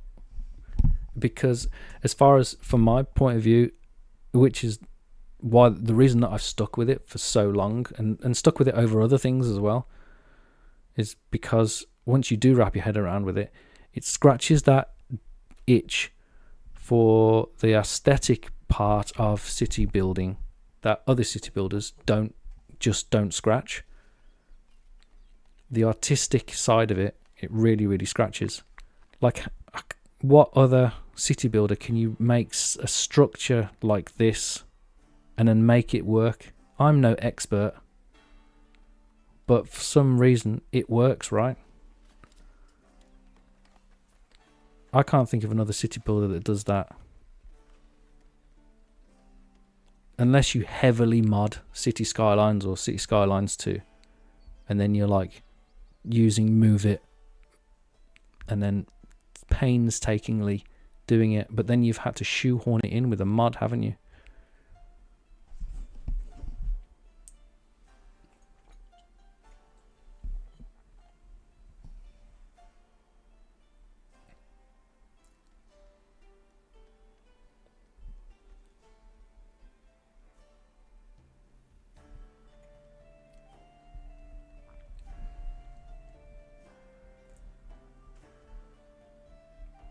Yeah, it comes quite close to comparing it to Tiny Glade, doesn't it?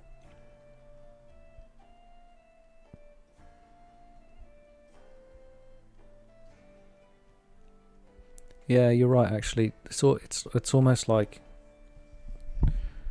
think about Tiny Glade, but then add the management levels on top.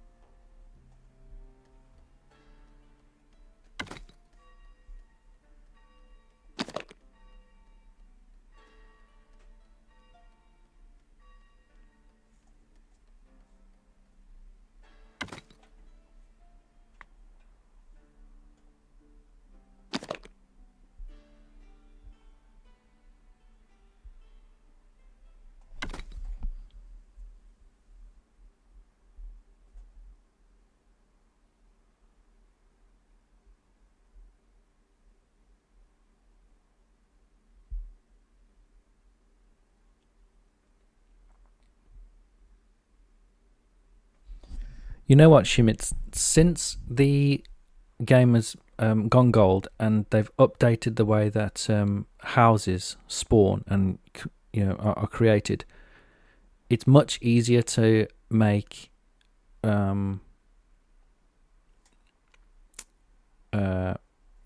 straight lines and grids. I made 2 videos for the early access version of the game talking about housing and how to build housing and grids, because everyone always complained about it, and I showed that it is possible to do grids in this game, but it looked weird, and although possible, was unsatisfying. Didn't please you once you did it. Not like building grids in City Skylines would. It's very pleasing. I know what you mean. It's very cathartic to see a grid pop up. It's to get something out of it. But since they've changed the way that the houses spawn now, you can do grids much more effectively, and it does work much better. It's still not perfect. It's never going to approach what City Skylines does, but then it doesn't need to, because don't forget that medieval cities were also built on grids. They weren't just chaotic. You can't. There's not, unless you go to unless you use a hamlet as an example. If you go and you look at a fully fledged bird's eye view map of a medieval town, every single one of them has grids in them. They're just medieval grids. Their lines aren't always parallel, but they are 100% gridded, if you follow my meaning.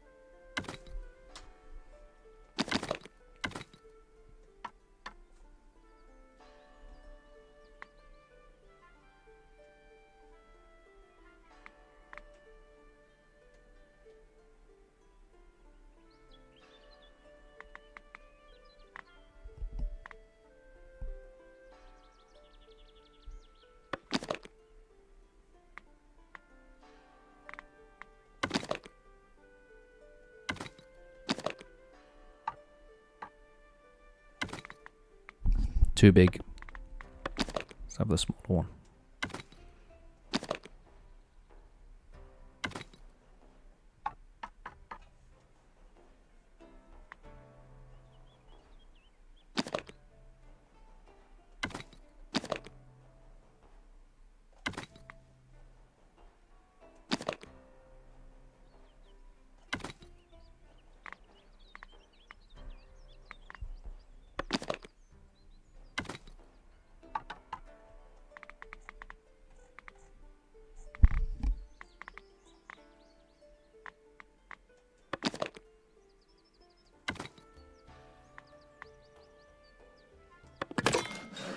Boom.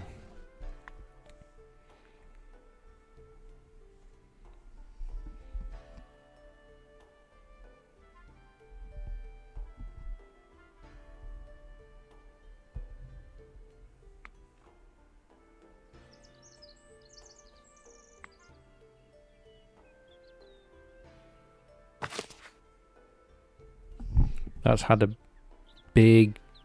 put a big dent in my income. All of that additional building parts. 400, almost 400 gold to build all this per month. Ouch.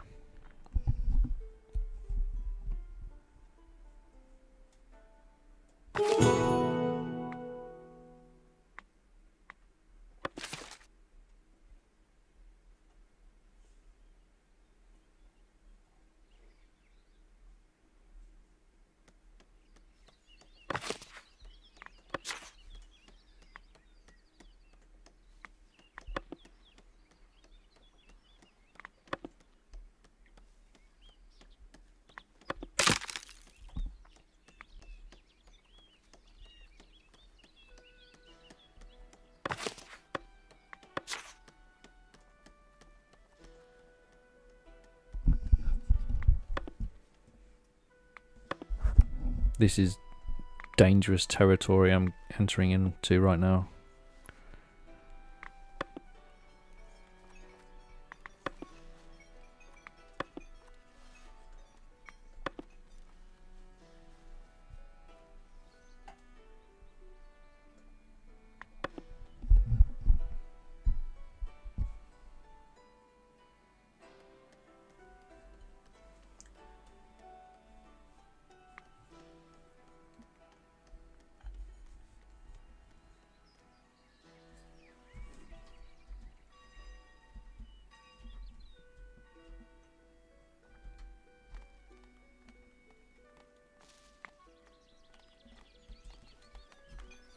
I'm too scared to do it. I'm going to wait for this building to finish first.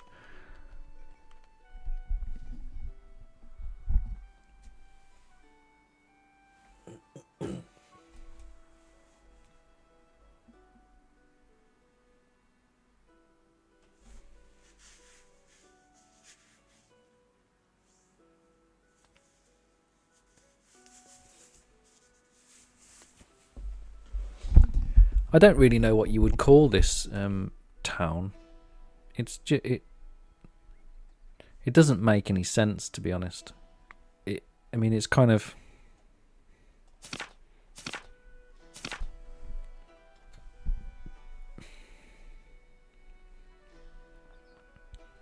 it actually doesn't make any sense. It's very confused. It doesn't know what it's trying to be. It's just a cool thing, like a toy. In my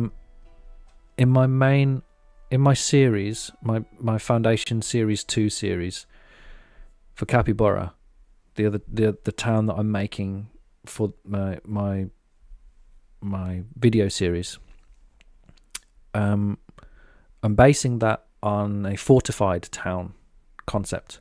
And fortified towns are a real thing historically. And fortified towns had between 300 and 500 population size throughout medieval Europe, and they had a very specific way of being structured. There was a fort on the inside. Sometimes there was a castle. And I'm building with that in mind, and I'm trying to structure that town in that specific way. But this Ironhaven that exists here, it doesn't make any sense. It's a mishmash. The church on the island, I like it. It looks okay. It doesn't make any sense. There's no the fact that the church, the castle, the fort or the keep is fortified. That makes sense.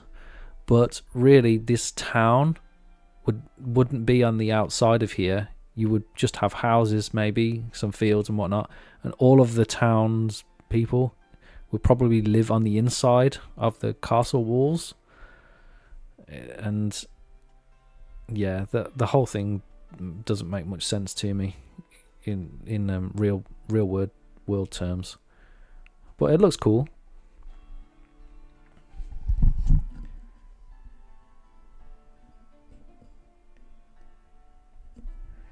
Yeah, I'm not really... I was going to put some housing on the interior of the wall here. If I turn the UI back on. If I show the colours, just there's like a plateau. And I was thinking that would be quite a cool place to put some houses, maybe some more manor house and stuff, and have another market square there or something. That would make sense in terms of like this hill and where the castle is, maybe. But I'm not sure I will do that, to be honest. I think I'll keep it as it is, because I want to finish this off. I want to complete it. I don't want to keep going on and on and on with this particular build. How does my wife describe me? That was the wrong one. I just deleted the church. That one. I'm a finisher, a completionist. When I start things, I have to finish it. It drives me mad otherwise. And so I've got to draw a line in this somewhere. And for me, the line is very close. I'm gonna complete this castle off here. I'm gonna get this what's his name? This courtier to do this mission. And then start detailing the town and like messing around with the town, densify it, and then probably that's where I'll draw the line in it. But I just want to tighten it up. It all feels, there are bits of pieces of it everywhere, and I just want to make it much more efficient. I want to get rid of this wall. I want to expand the town out. So the town originally was just this square, or the town centre was just this square, but now that I've expanded things, it turns out that the town is actually this entire area here, isn't it? And I want to make that cohesive. At the minute it's all a bit broken up. I don't mind this building being here, but the houses can stay and whatnot, but this building here irritates me. It's totally random. I don't know why it's even got houses and patrolling on it. See, I need to go through and just tidy up and tighten everything up and make it more cohesive. And then I'll draw a line under it, and I'll post the I'll put the finished save file on the Patreon. Anybody that wants it can get it. By the way, I during the live streams I also prospected, and there's some gold, some more iron, and some more marble on the other side of the hill there. Just here. That's just money. So you could continue to build this and go down here, get jewelry making. Is this where jewelry making is now? No, jewelry making is... Where is jewelry making?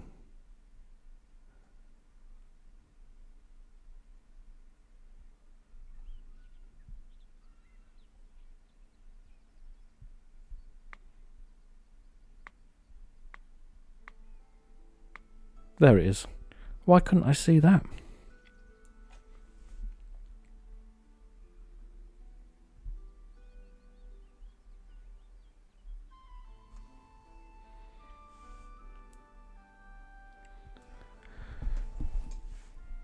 Are you asking me what my opinion is on City Skylines 1 versus 2?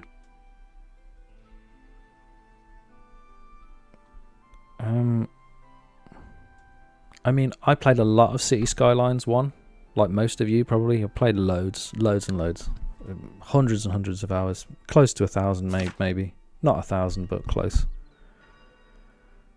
And for years, City Skylines was my go-to. It was my jam.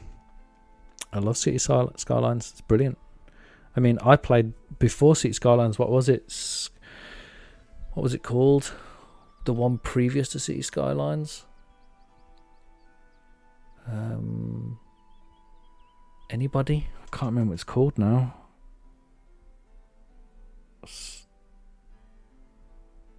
No, I can't think. Can't think what it's called. But I played a lot of that as well. And I tried City Skylines. No, not SimCity. City Skylines is the successor to another city builder, and it's very, very much similar. But the one that was before City Skylines had the a political element to it as well, and you had like 3 factions. There were like hipsters and I don't know, corporate people, and another group, I can't remember what, and they used to have like political conflict, and they would burn the buildings down and things like that, and it was slightly different type of game, different type of gameplay. But I bounced off City Skylines 2. I played it when it got released, and it was a bit buggy, and I think at the time, this is the only feedback that I can give on it is that I played it on release. It was a bit buggy, and I just went, oh, I can't be bothered with that. City Skylines works just fine, and I just bounced off it and went, no, I don't have time to like wait for it. I just want to get on and play something. So I don't have anything negative to say to it. It looks cool, and it looks like it could be really good, especially when it gets fixed and whatnot. But I haven't been following it because I stopped playing City Skylines, and I just started playing Foundation all the time.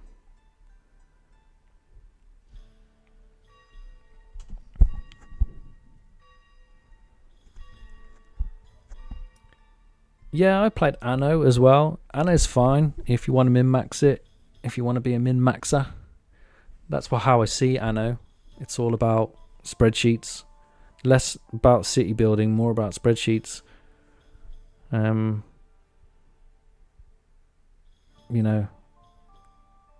prefer... I mean, I wouldn't say I prefer. I would say I felt like Banished was as good as the Anno games. Anno was better. It was more polished, for sure. But it had the same feel to me.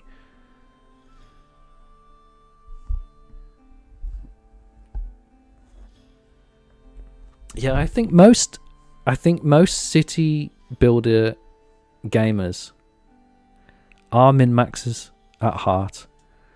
I think most people are. And I'm not going to lie, I love a bit of min-maxing. What's that Spanish game called? It's not a Spanish game, but it's a city builder.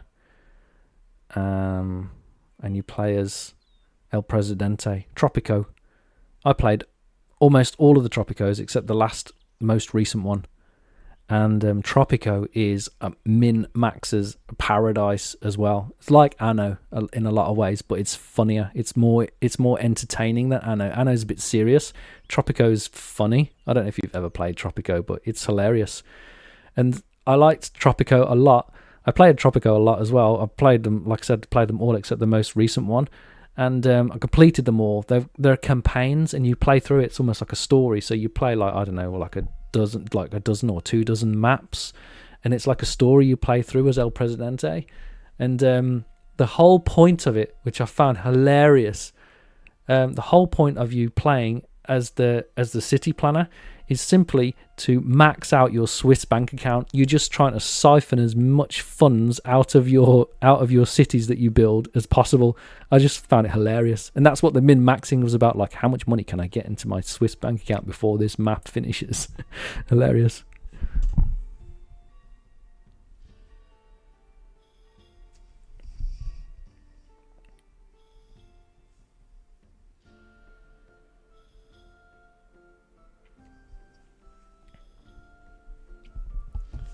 I played Manor Lords as well, and Manor Lords is fine.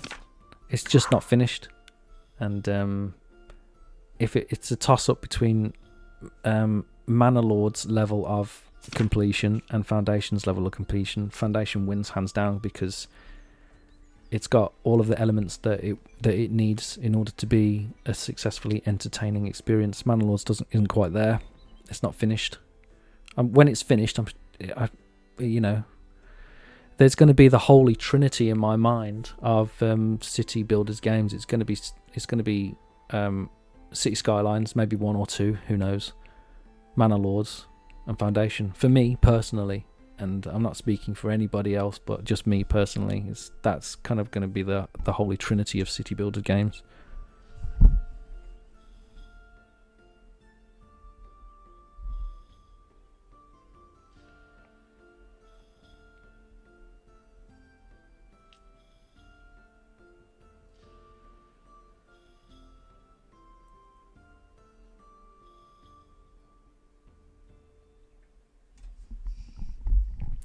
If you change the game rules when you start one of these maps, you can turn off all of the hard stuff in the game and just make it about building.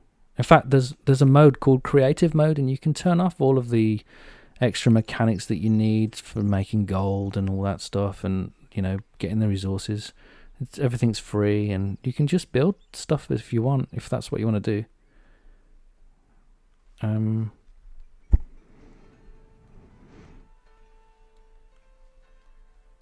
trying to think if there's another city builder game that has that kind of mechanic in it, actually. I don't think there is there?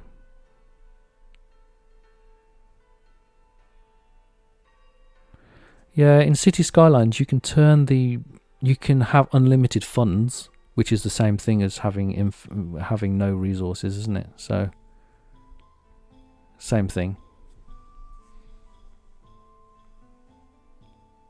Creative mode with infinite money already exists in this game.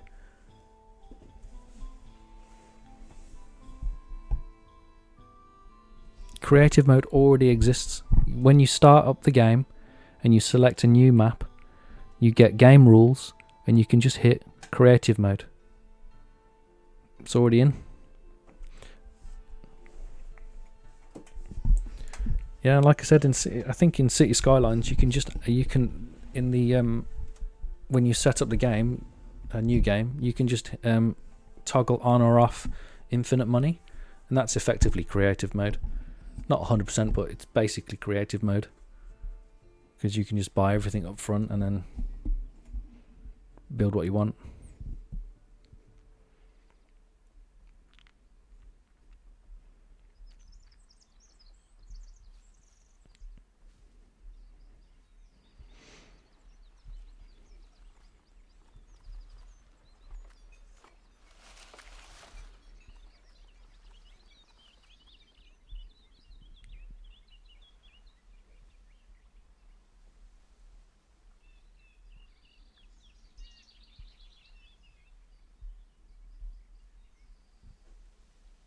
Does it not currently have unlimited money? Oh, okay.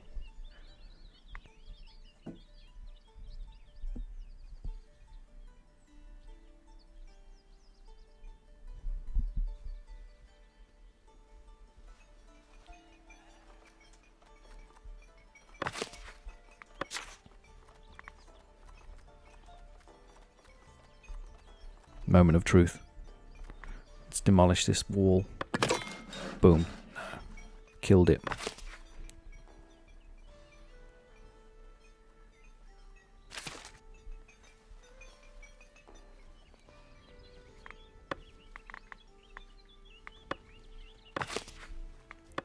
Oops.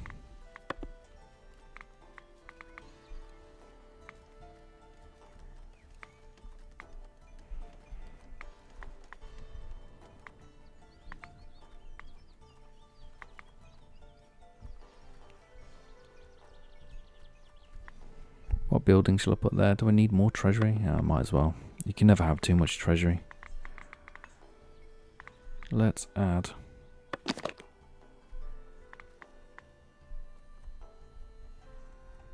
Where's the one for the heavy fortifications? Passive light. Passive light. Passive light. Where's heavy gun? Here. Passive heavy.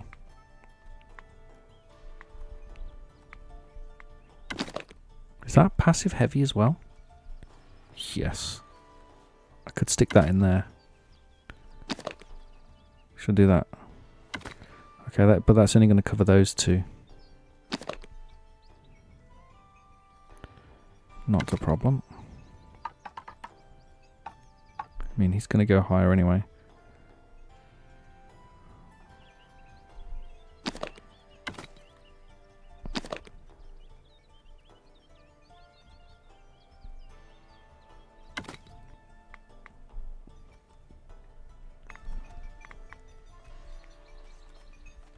Another one for passive heavy.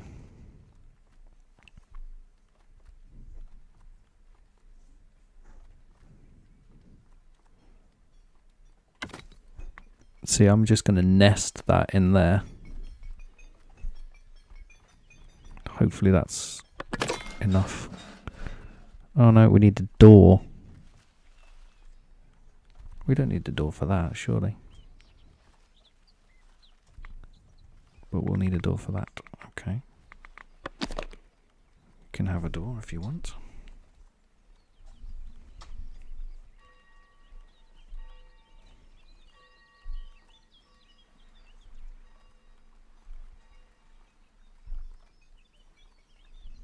Where did it go? I've lost it.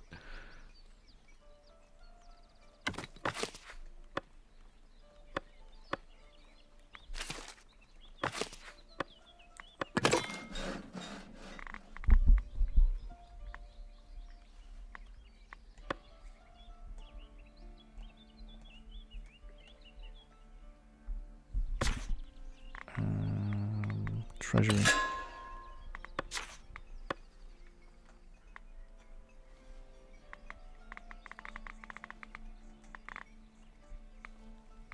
This is an advanced troubleshooting method. I don't know whether you know this, but inside this you can see every single item listed individually. It actually used to be easier to navigate. They made it a little bit more difficult, but still, I don't want the mana. I want this. Castle.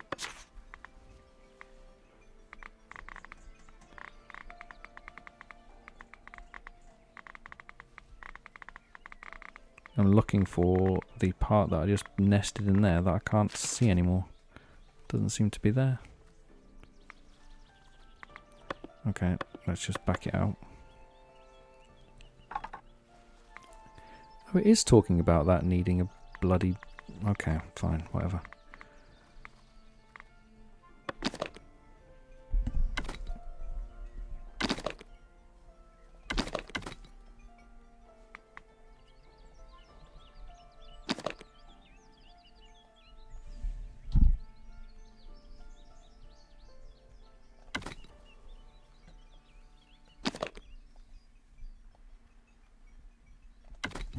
Got to get it in the center. Go.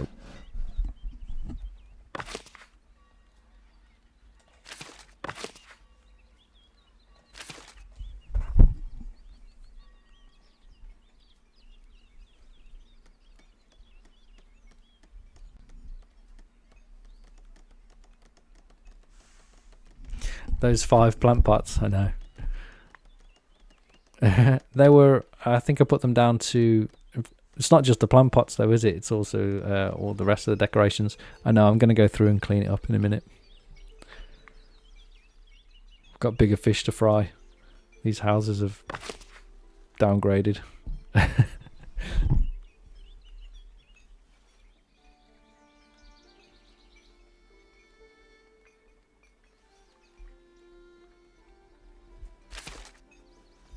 All will fall playtest. I don't know what that is. I don't know what that is. Schmitz.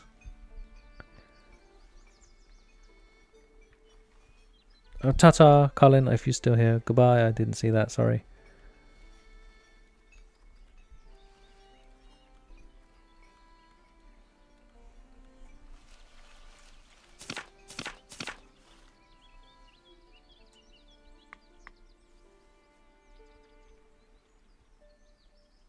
This makes my brain itch. The gap here.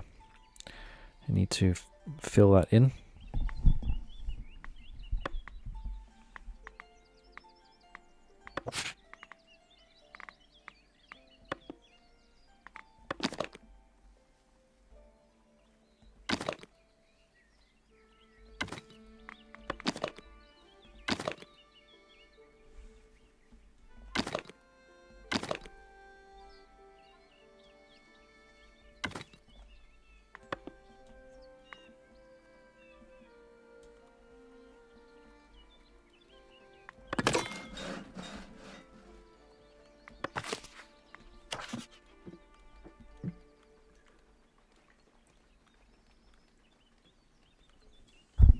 What is it, a city builder?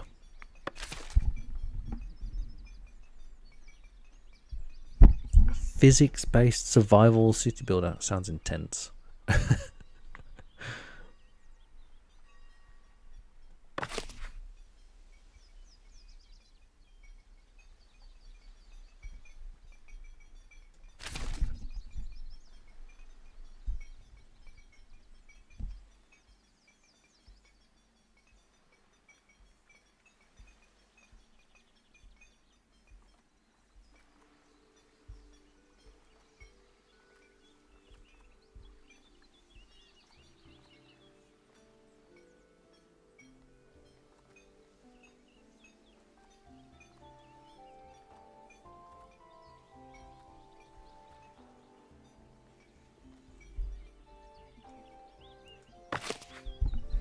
I feel like this is taking a really long time to build.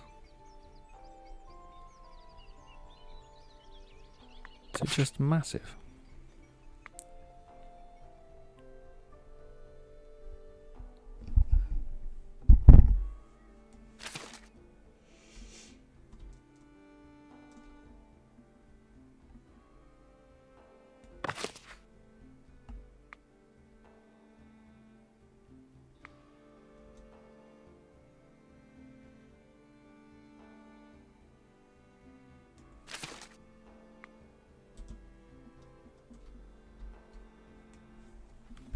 I need tools. I'm going to pause these buildings.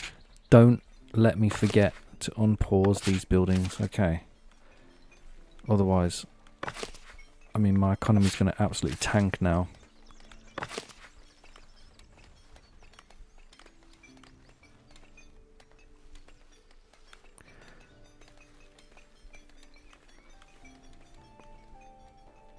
Don't let me forget to unpause them.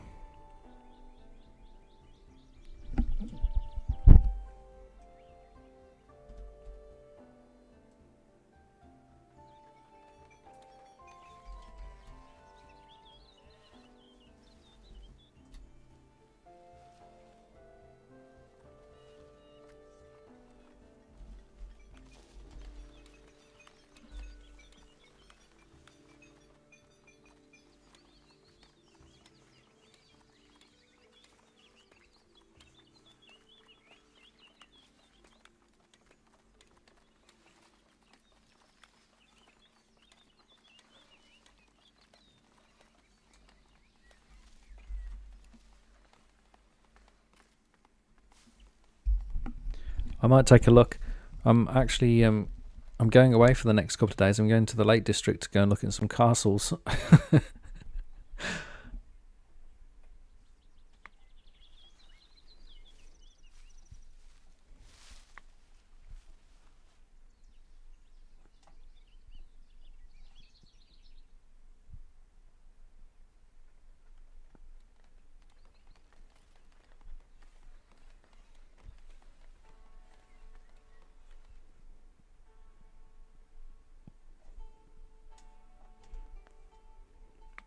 You know, I'm pretty impressed that my wood cutting has been able to keep up with all of this. Pretty efficient.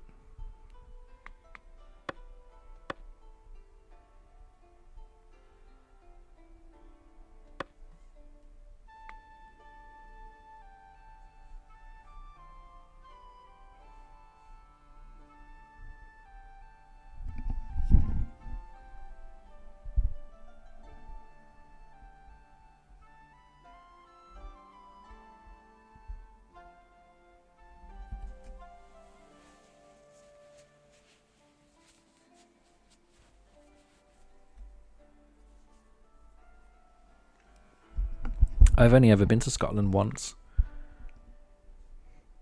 I didn't understand a word.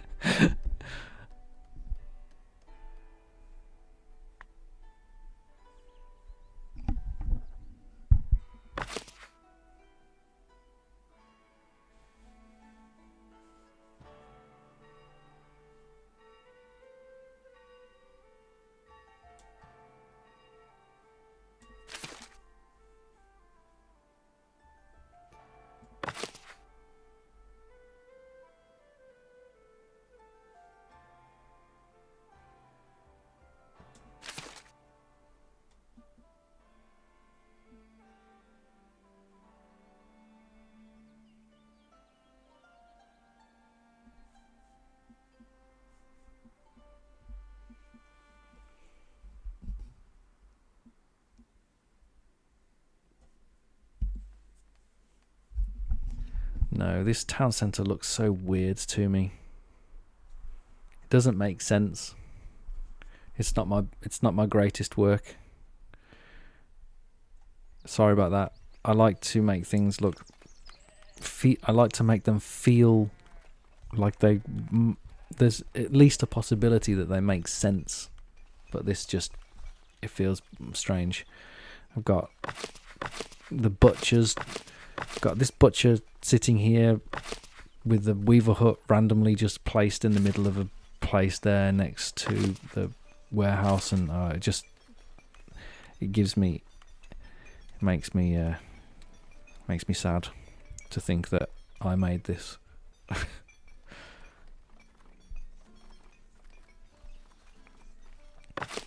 gonna get rid of this wall.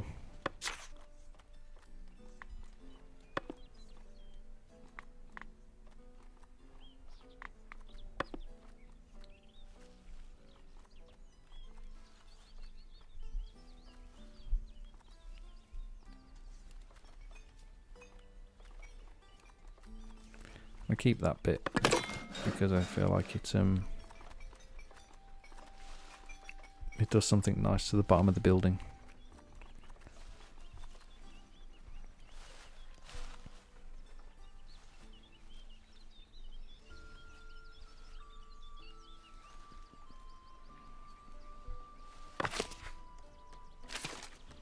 I think these two are going to upgrade to the tier 3, but I'm not sure about the rest. They probably won't.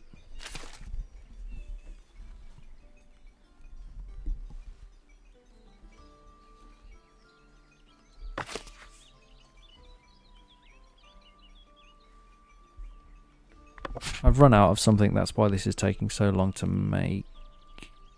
Planks, I'm good.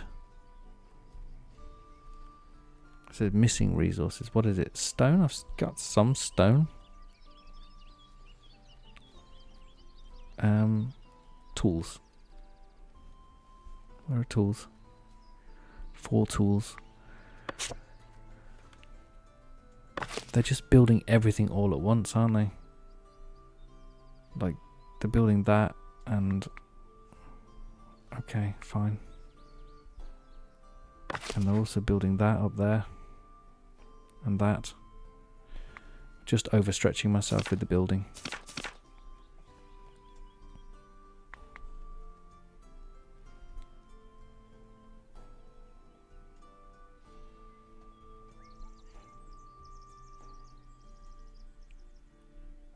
I mean, the office only needs one more tool. That's basically done. Which one is it? It's that. Yeah, but... oh, okay, that includes the heavy fortification. That is very nearly done.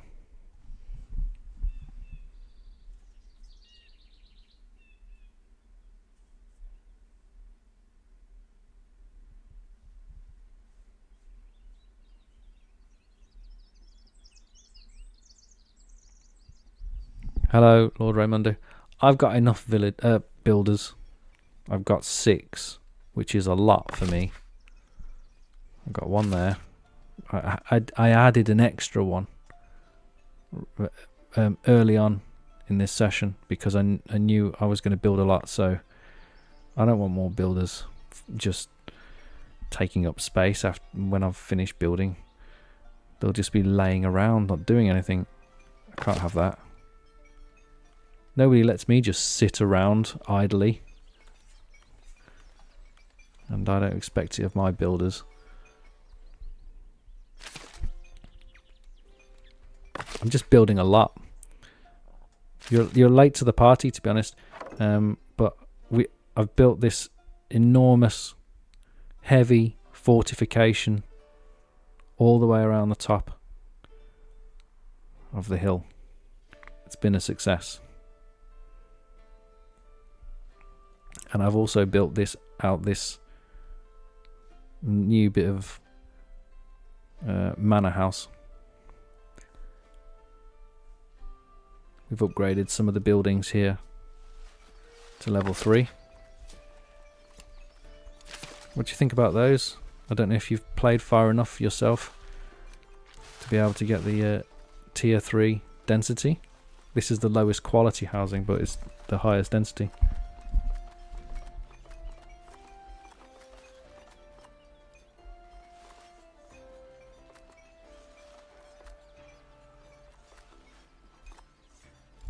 Yes, and a hidden inner wall, that's right.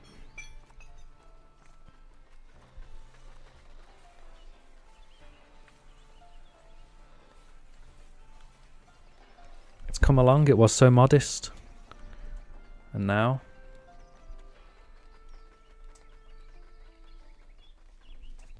oh, I should put on a different time of day, make it look sexy.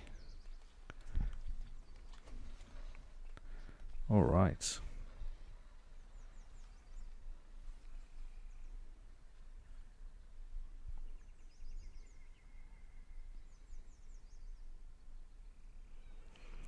Check out the tier 3. What the most interesting thing about the tier 3, somebody else pointed out, and I completely agree, is that you get these really nice streets that form between them. But you only appreciate them when you're down low.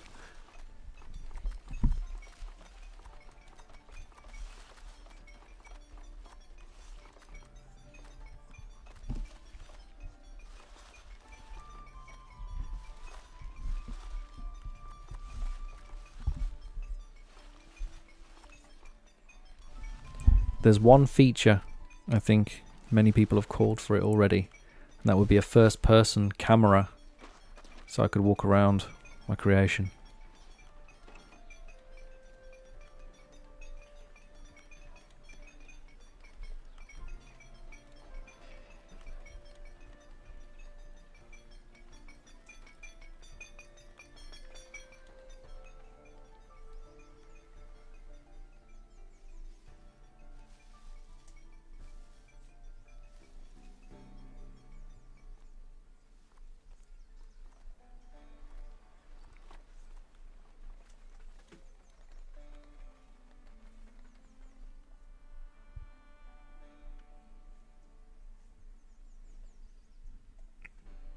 We're getting close. I'll build this back wall.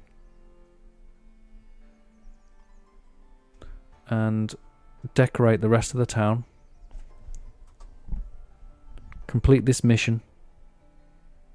Start the mandate to attend the court to discuss the royal duties. And then I'll put a pin in this map and put it up on Patreon. I don't think... no, I won't go any further and get any of the other things. I'd like to, but...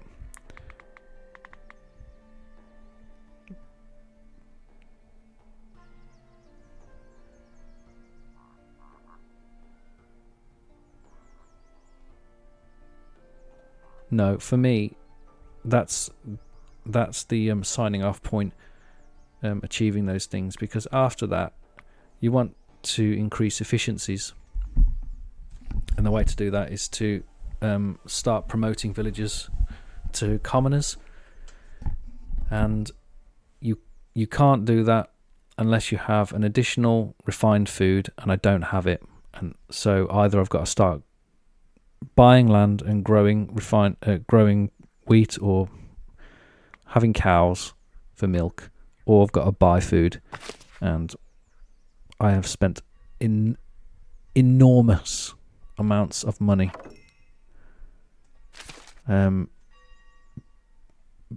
building this and maintaining it now on a monthly basis. Exuberant funds have been spent.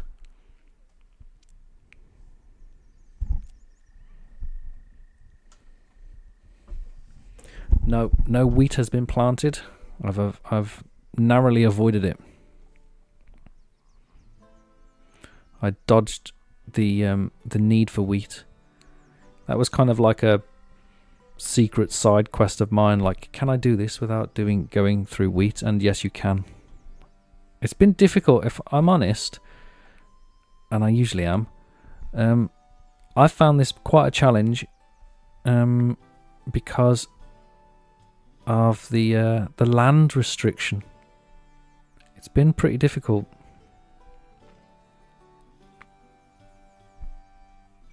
I've been giving myself unnecessary challenges.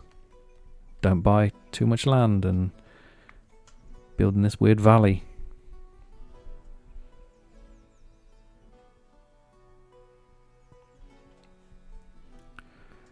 Did I upgrade the Northbury trade route? I did upgrade it, yeah.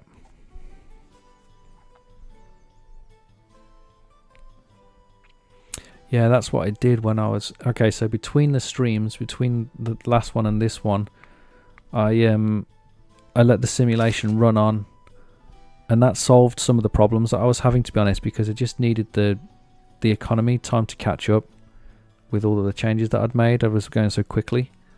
So once that resolved itself, I made a few tweaks here and there, and then I bought some bread, saved that up, upgraded the trade route, and that pretty much solved my gold issue that I was having.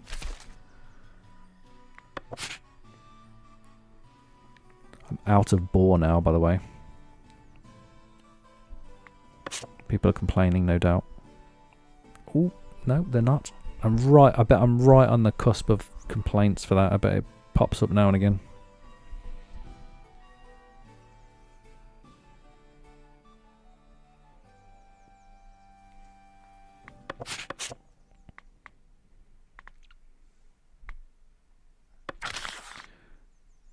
Northbury trade route 100. I could upgrade it again for 100 bread. The Northbury trade route. I don't need to do it right now. When I've stopped building all of this major stuff that's going on right now, I can turn these buildings back on, and this number will go up again, probably about by 300 to 400 gold. Money's not my issue. In fact, I don't have any real issues. Oh, look at this. We're getting tier 3 houses here now because I built this stone gate. Look at this stone gate.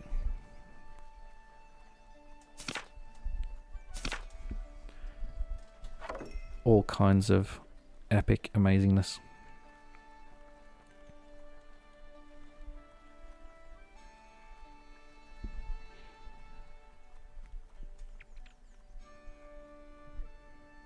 I'd like to have all of these upgraded to tier 3.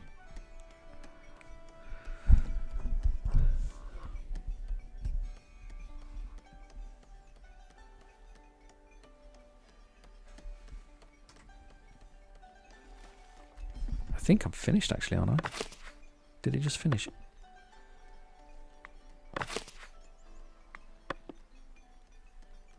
I'm done. I don't have any builds going on now. I think I'm done.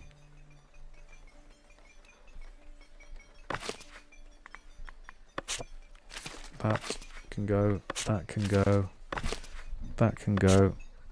All can all start working now. Let's just double check that everybody's actually got a job and I don't have any. Here we go. I need a courtier, a citizen.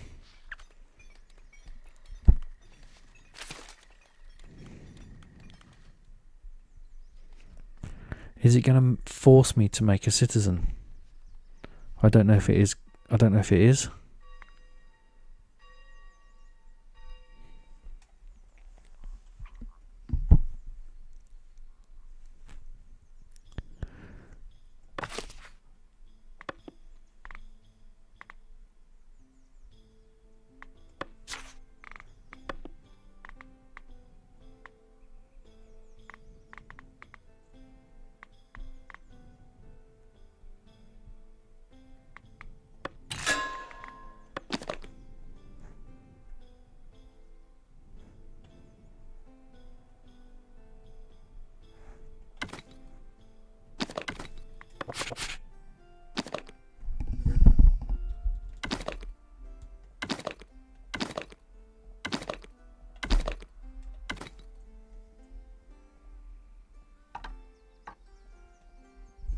I'm blocking a door here.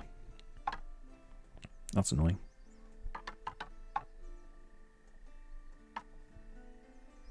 I need to pick up one of those newcomers that's just popped in.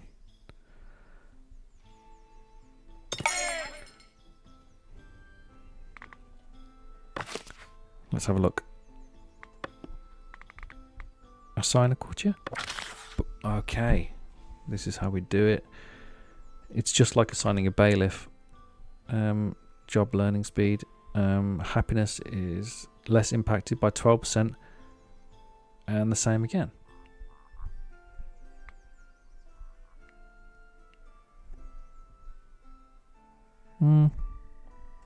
That works for me. Not the greatest.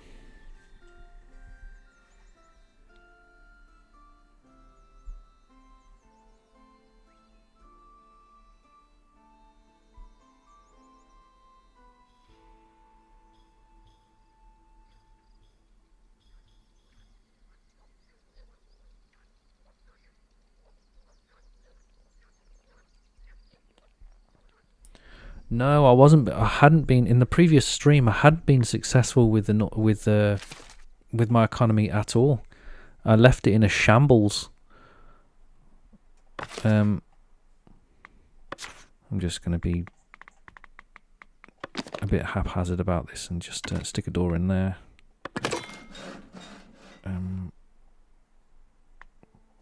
Not worry about it too much. Okay, a royal courtier appointed. The nomination of a royal courtier is a cause for celebration as it marks your entry into the royal court. Your villagers, full of envy, dream of enjoying similar luxury one day. Perhaps they will. Perhaps they won't.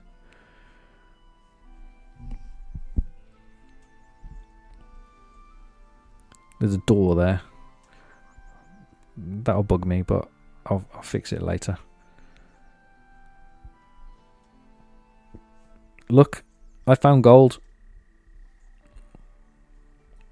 If I ever needed more money. Gold doesn't sell as well as marble, but so I've got even more marble here. And iron. I've got it all.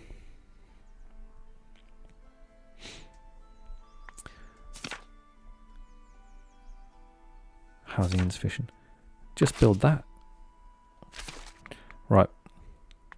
Start the mandate. Attend the court. Here's my mandate.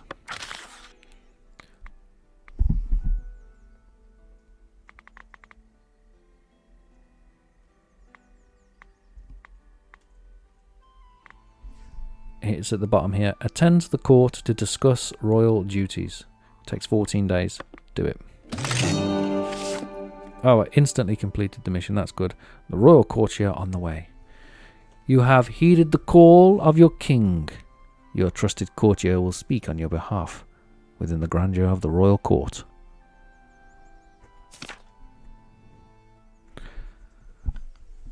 Well, I hope he says good things. I just sent a serf off.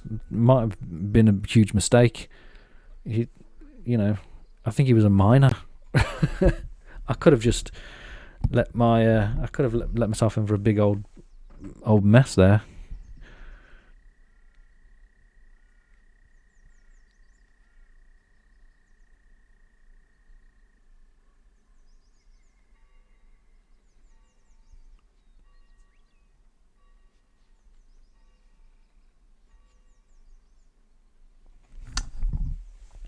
Yeah, I know, right? It's a decent roll on the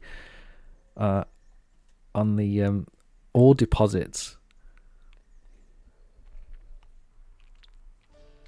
I won't spoil it, but I was just doing. I finished off Series 2 Episode 4 for Capybara, and I was exploring ore deposits in that, and the without making it a spoiler, the result isn't great. It's a bit disappointing, a bit lackluster.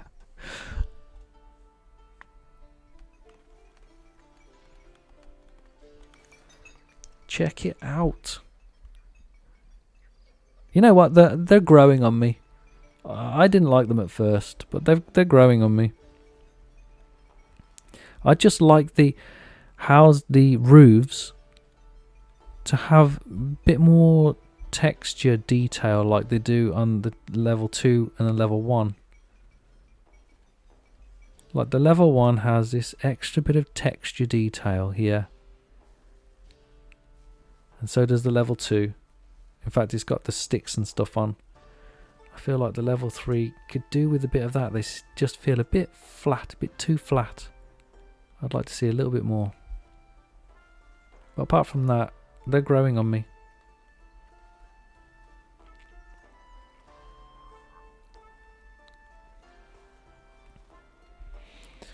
I want to get these to upgrade. This still hasn't happened. Annoying.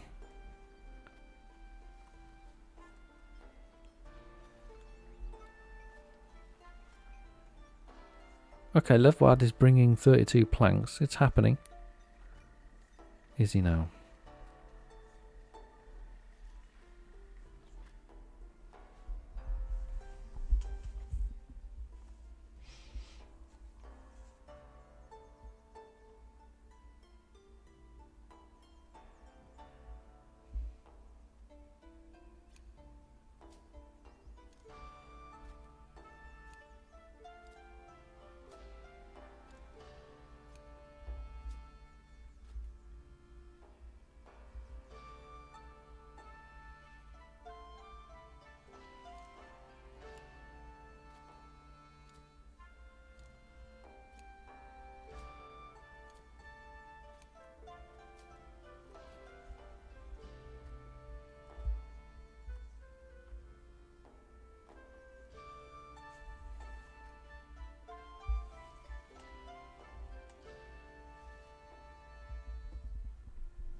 It is working. Now they're bringing 42 planks. I'd love to know where that...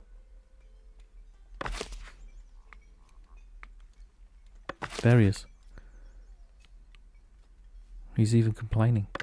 Where are you?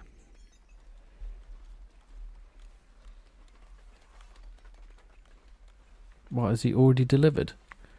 I am working. Sure you are.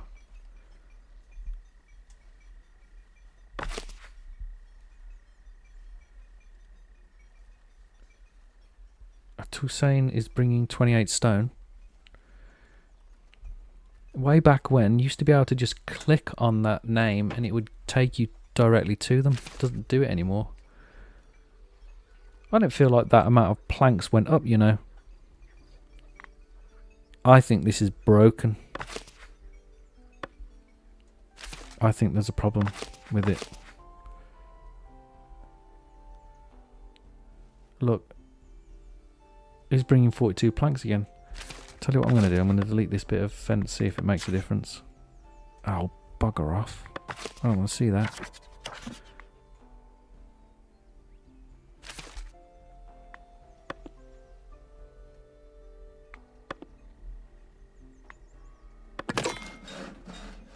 Okay, that helped a little bit, maybe.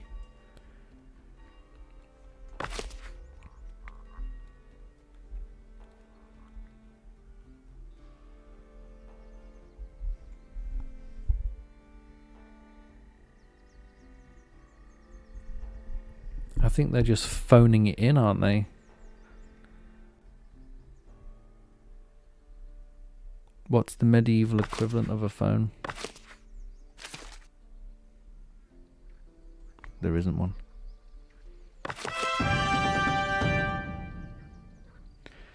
Attending royal company. Your royal courtier joins the opulent royal court and glimpses at the grand strategies of the realm.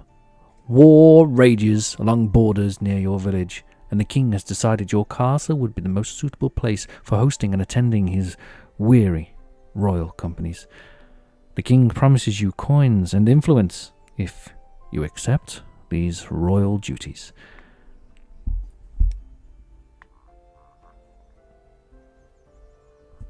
Well, I was always taught that when somebody offers you a deal, you should never say yes or no straight away. You should always say, let me have one night to think about it.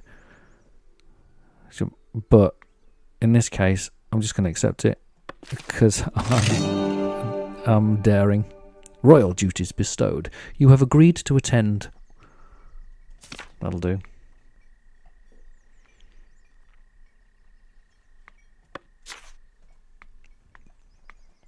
This is frustrating me. Go.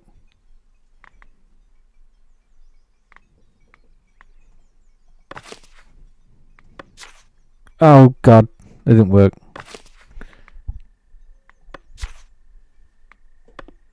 Apply.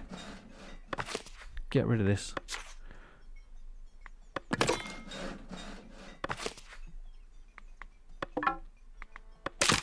Yes, to destroy that.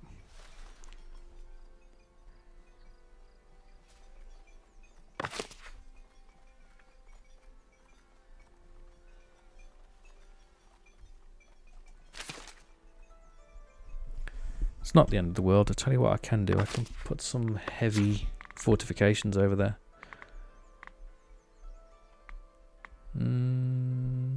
This one maybe.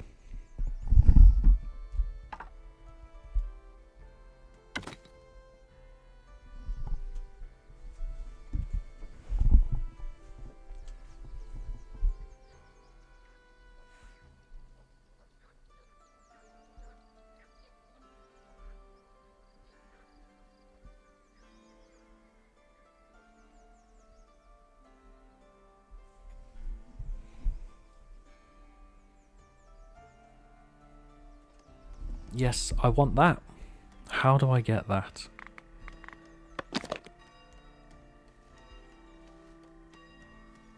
Why is that too far? I'm going to try to sneak this. Watch.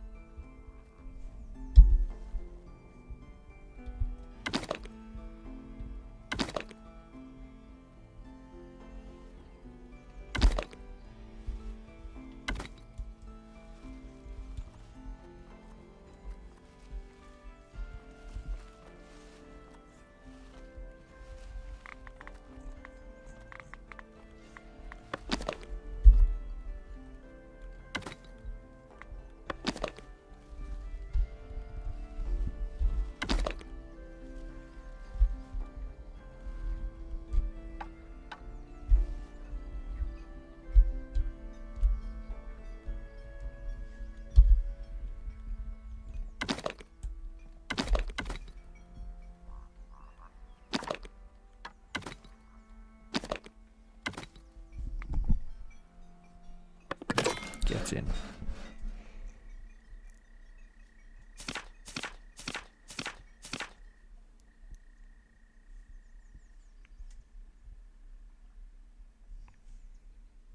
Okay, nothing's fallen to pieces while I was doing that. Not interested. I should send my troops back out, to be honest. If I look at these guys, don't really need the money. Could send them out for bread, I suppose. I'll send them for money. I don't need anything else. Oops. I don't need the money either, but what are you going to do? 9,990. Actually, when this is built, I'm going to change the...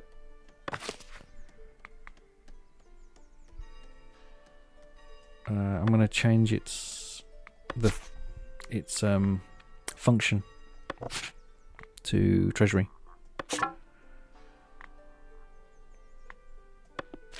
Yay! Now 11,000. I should get a what's it called? Special. What's it called? Achievement. That's the word I'm looking for. I should get an achievement for that. Over 10,000 gold. Ironhaven. It's a money making machine.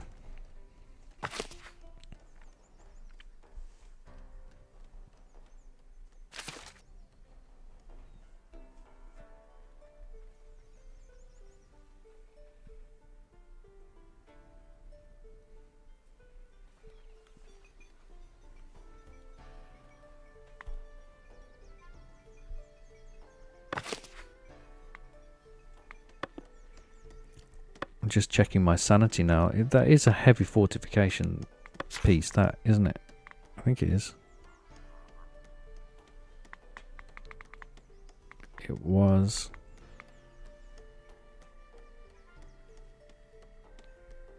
This one. I think it was this one. No. Passive heavy. And then... yeah. Oh, should have done that. Never mind. Damn, I should have done that one. It looks fantastic. Oh. Oh. Really. Oh, really regretting it now. Oh.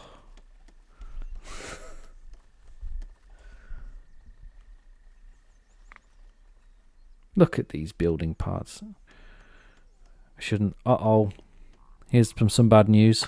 Visitors. Rochelle. Graciosa. Damn. They're going to be hungry. And they're also going to be complaining. Oh, we don't have anywhere to stay and we don't have enough food. And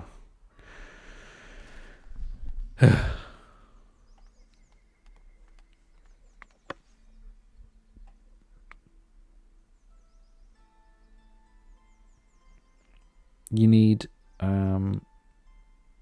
this one. Healing house? No. This one. Private quarters. It's like it's the version of the hospitium for the castle. You need that for those visitors.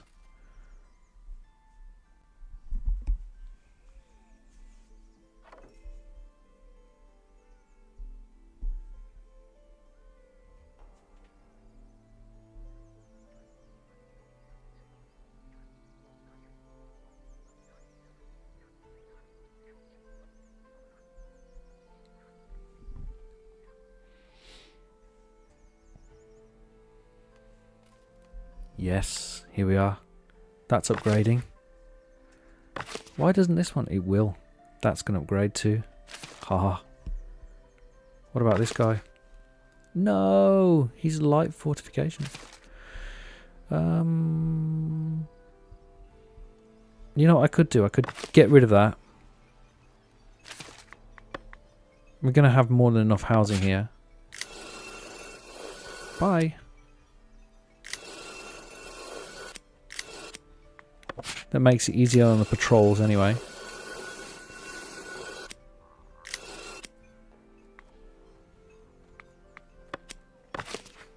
Goodbye.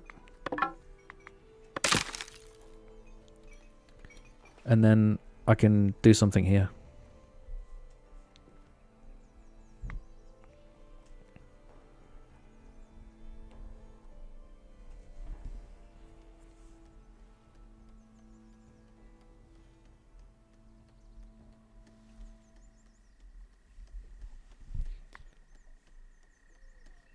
You mean put the church up here?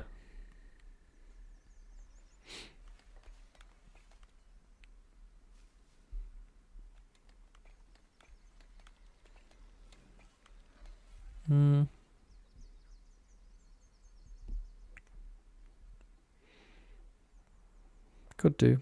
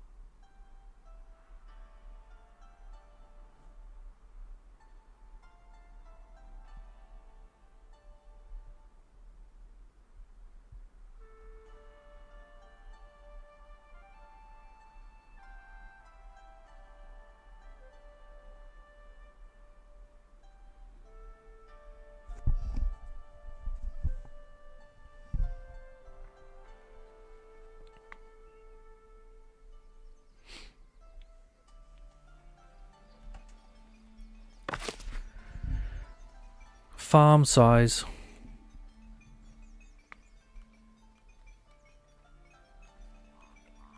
I haven't personally explored in detail about farm sizes. I can't, in good faith, answer that question. Oh, I just noticed an update.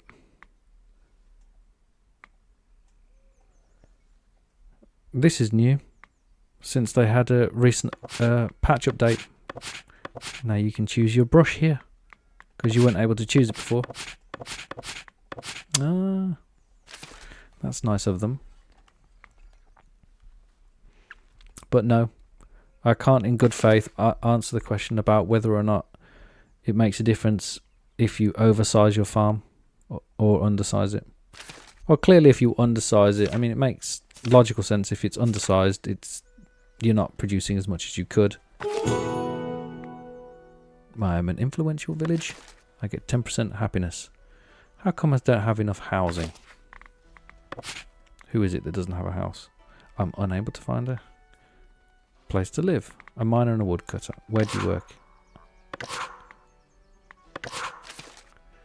You work here.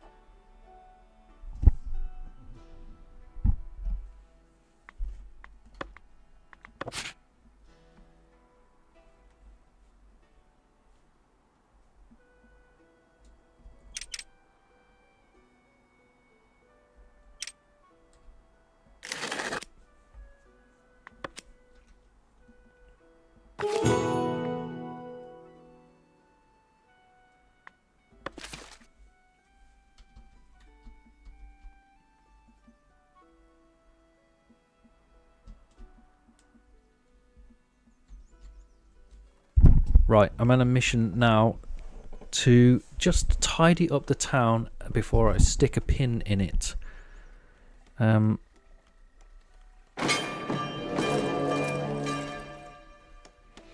need tools and cloth for this. I think I've got more than enough cloth to actually do that. It's been a long time coming. I could do with another blacksmith. So you need one more blacksmith in here. So there's two ways to go about it. Either promote everybody, or add some extra things. And I'm not going to promote anybody because I can't go down that route of adding farms and everything. This is where I'm drawing a line under this particular build. So if I add one more blacksmith, you'll be able to build the bowyer's hut.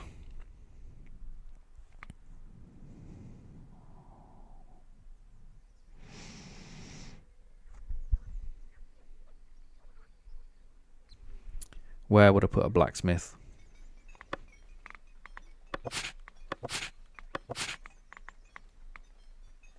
Blacksmith.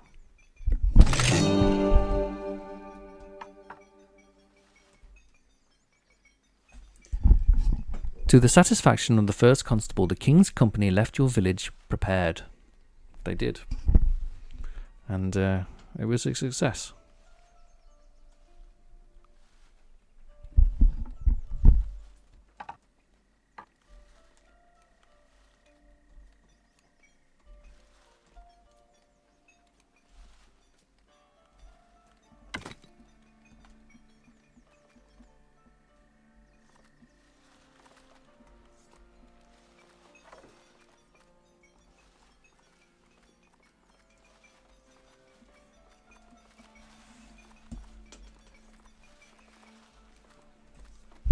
Your time is up, plant pots.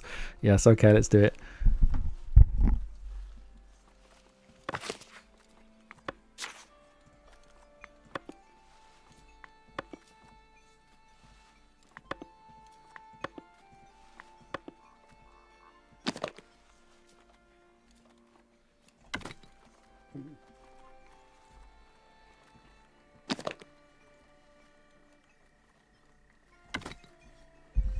Ooh, check this out. I'm gonna move this, and it changes the shape of the house. In fact, it doesn't just delete the house; it changes the shape of the house. Ah, how cool is that?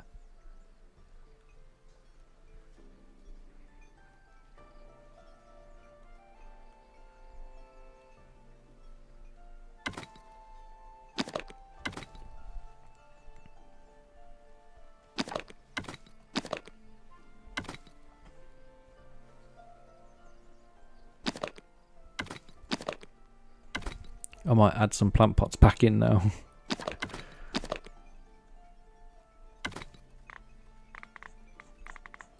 There were 5, weren't there?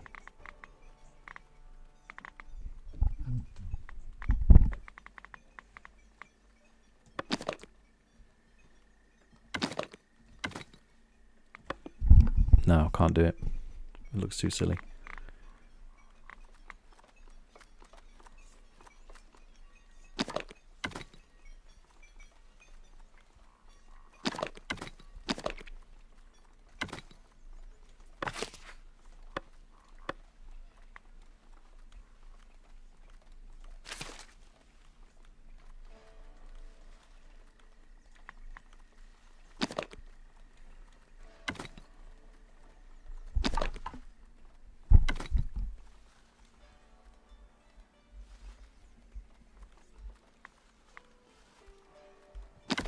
Will they have to rebuild the house? I don't know, actually.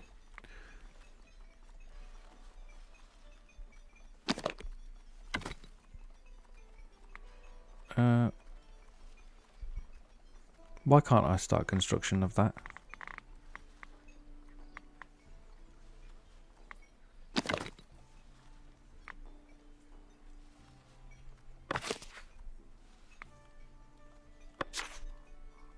Why can't I start construction? Cannot start construction because the requirements have not been met or the upfront cost cannot be paid. Why? Why?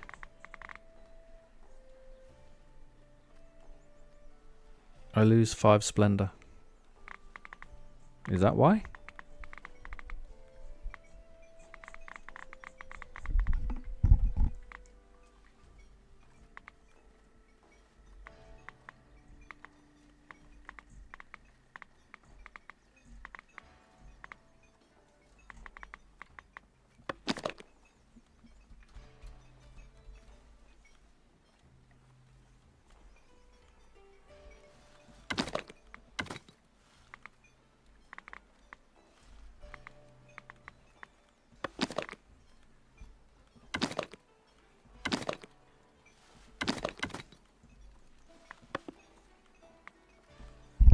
I had to equal the amount of splendor. Or surpass it. I didn't know that. Let's put a quadrifoil in. It's time. Time to start making this town look lived in. And we're going to find out now whether or not this house needs to be rebuilt or if it's just going to appear. And it just appears. There we go.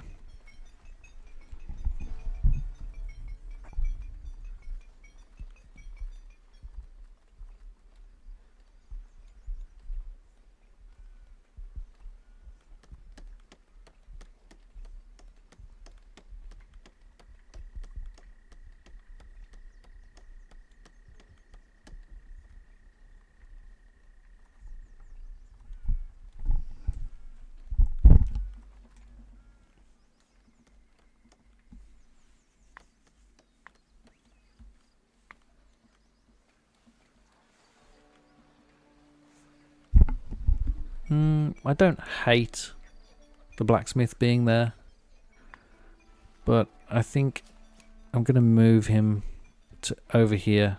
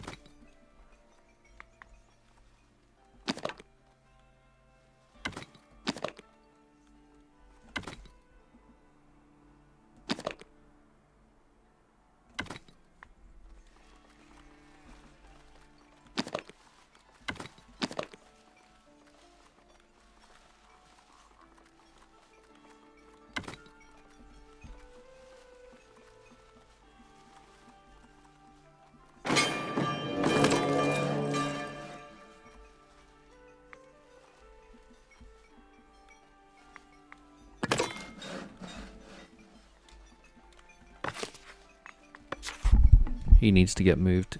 This has been honestly driving me personally mad since I placed it. I hated this guy being here. I don't know where to put him though.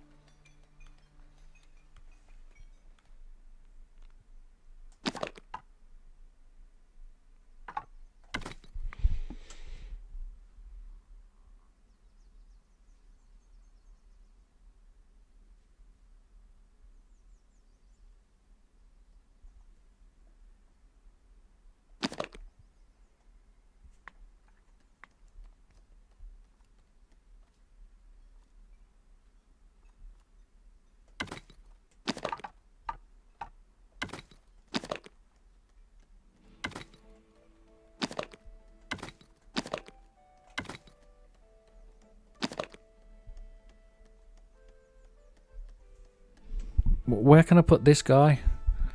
I don't know. He can't live there anymore. It's rubbish. I want to move him over here.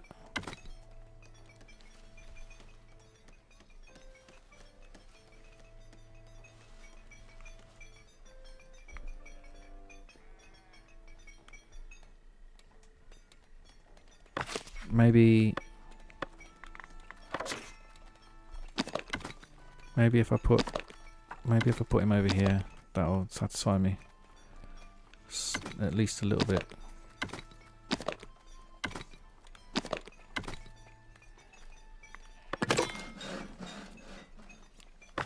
And then Okay, you can go. And then the granary.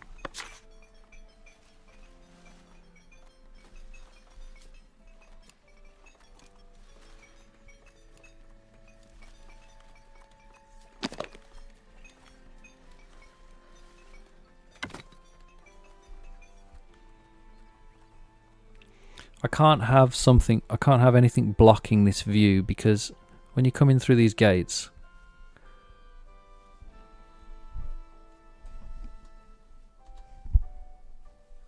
look, you need to be able to see that manor when you come in through there.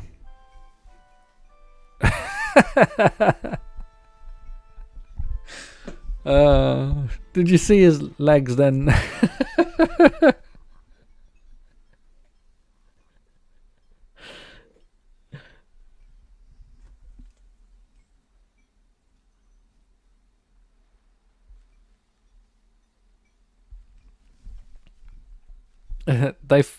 There's like a cut off. They float and then they start walking really, really fast.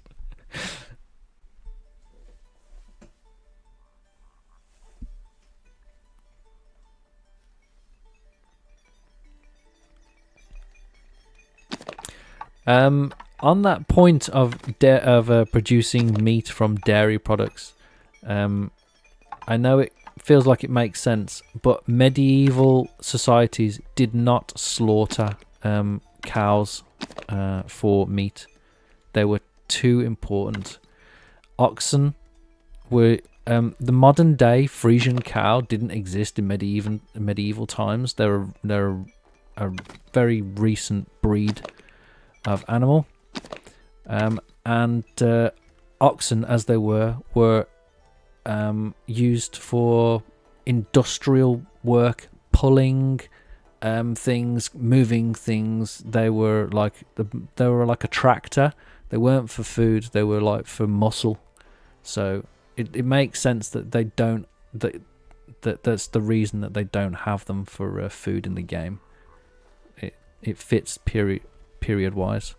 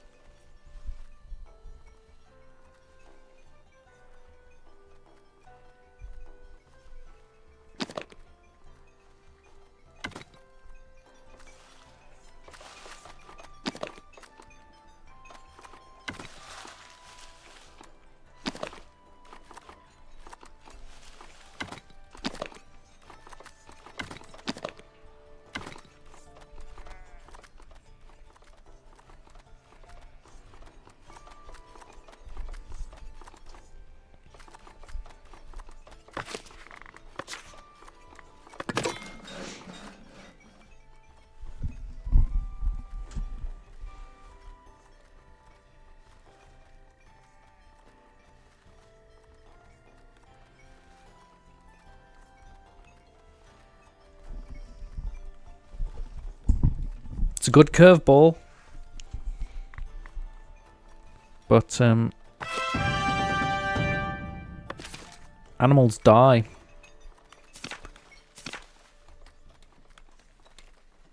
And they die all the time. So you're still going to get leather whether you like it or not. Well, not if you clearly you got to tan it and all that stuff. But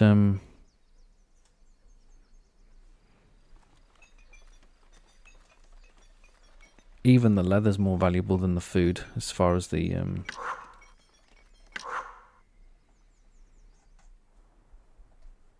as far as nobility is concerned. I've still got 2 people without housing here. 2 woodcutters.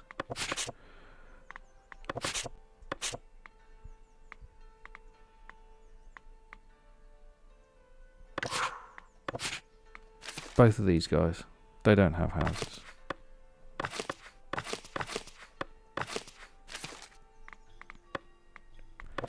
A cave. Build a house there.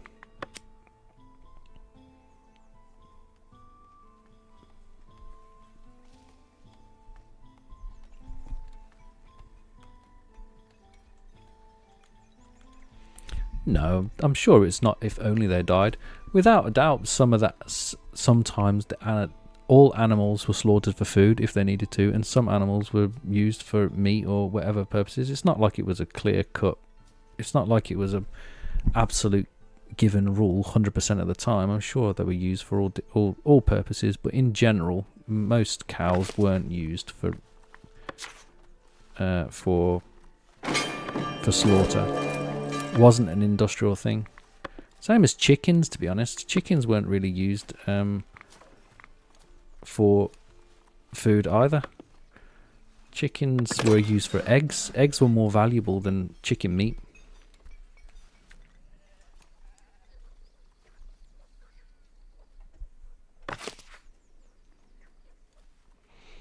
I've got a lot of space out here. I don't mind. I don't mind.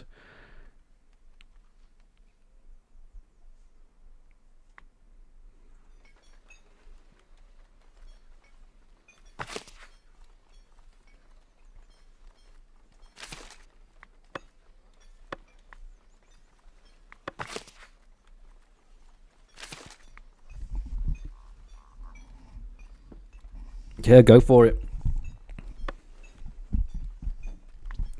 Go down that rabbit hole. Just come out sane. Remember to try to come out sane.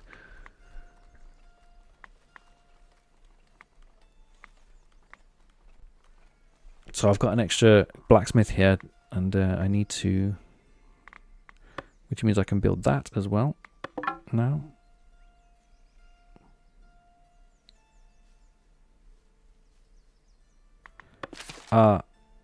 The reason it's flagged that as not able to build is because I don't have an encampment for it.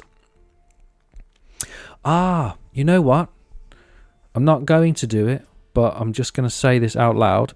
This flat area here, alongside this area here at the front of the castle, would be a good area to have a full encampment, have like a circular row of tents in probably a horseshoe with some fire pit in the middle and stuff going on. That'd look sick. That's what that's for. You know, these things take time, don't they, to appear in your mind, but that's what it's for. A circular row of tents, and then fire pit, some seating and stuff. People will go there and use it, and it'll look cool. I'm not going to do it, but that's what it's for. Which means I'm not going to get to build this guy, because I'm not going to build a bow yet. Will I? Shall I? I don't know. Yeah, let's build one, sod it.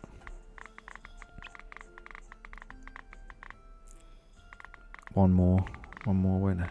I need to do it like this, don't I? Bow camp.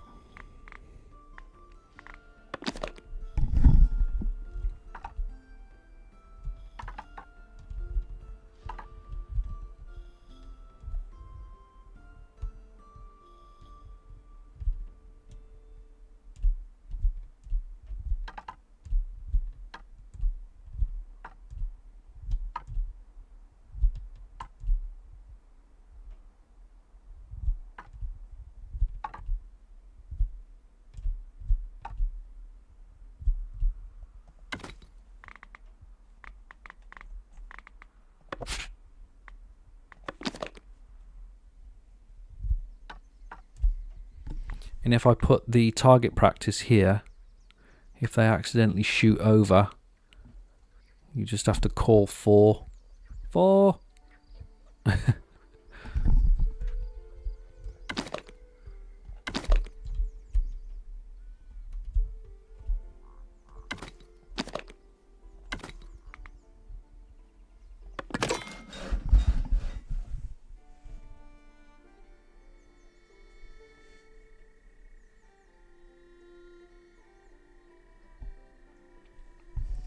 The training dummies, they're not decoration. You need them.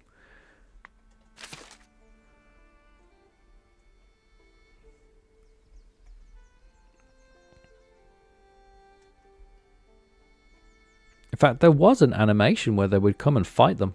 I think there still is.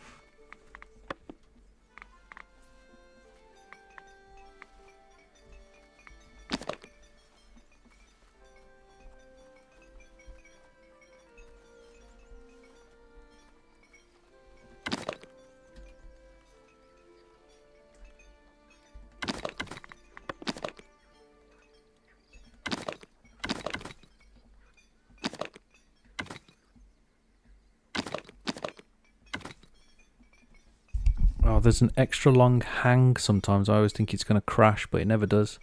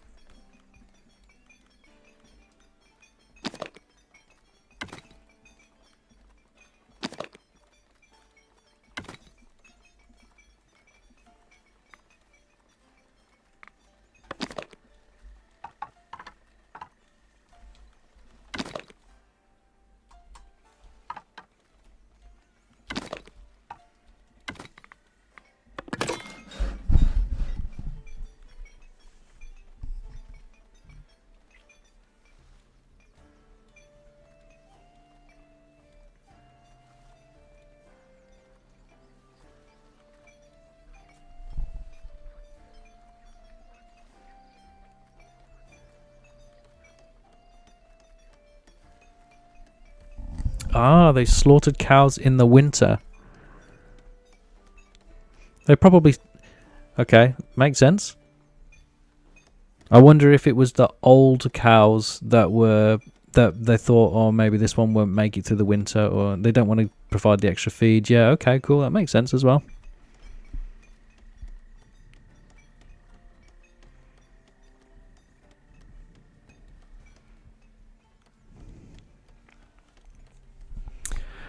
When we get mods, there's a mod that I'm desperate to get, which clears the grass area.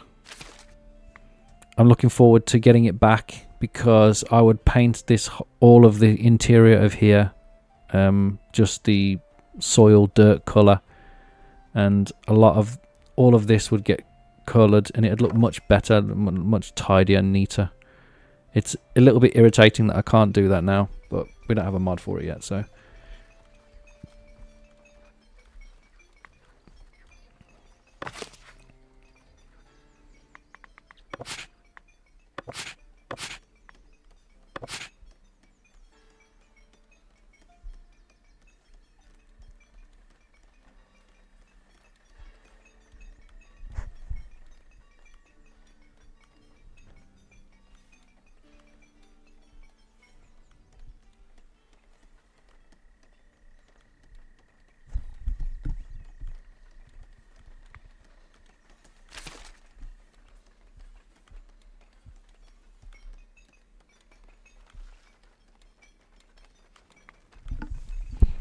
I'm going to tidy this little bit of area up here.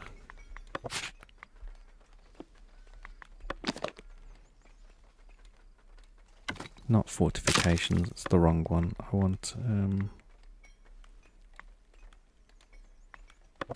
decorations. And we'll go with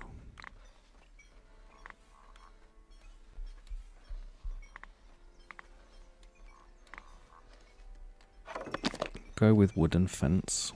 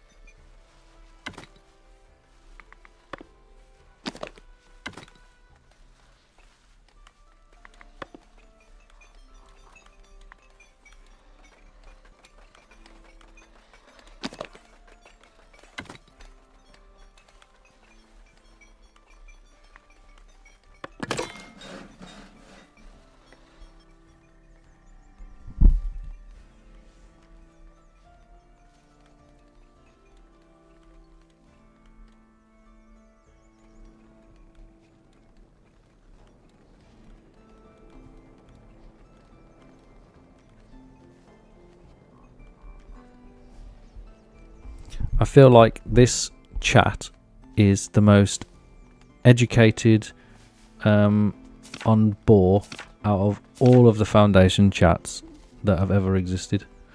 And I think that everybody should give themselves a huge round of applause for that.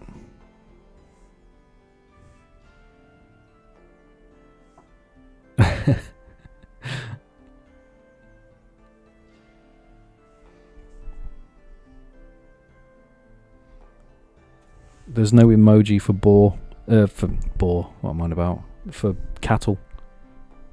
So I'll do that instead.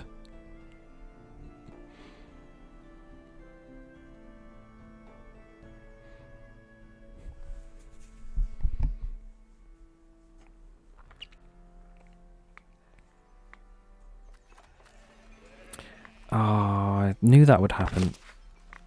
Okay.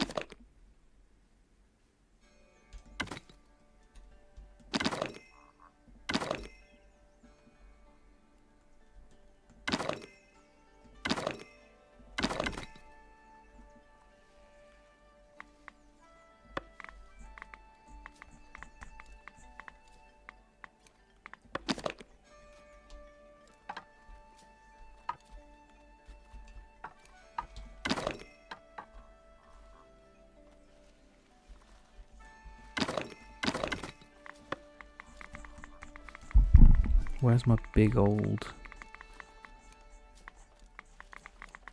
archway? Where's that gone? Bridge?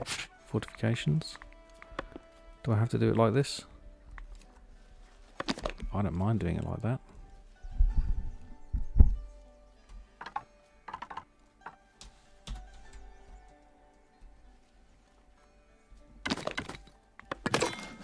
Should have a little guard post here, really. In fact, I'll put one down to make it look correct.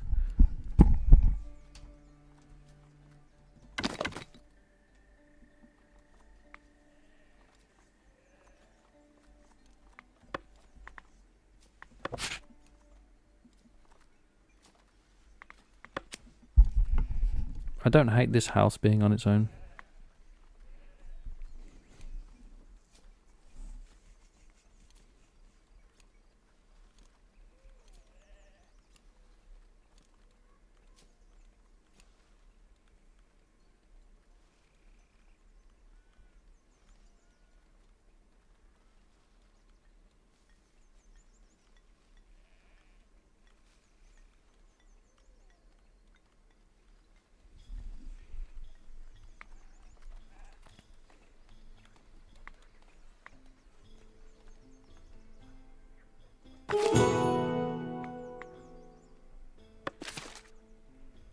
Does anybody want the seed for this map, by the way? I'll put it in the chat.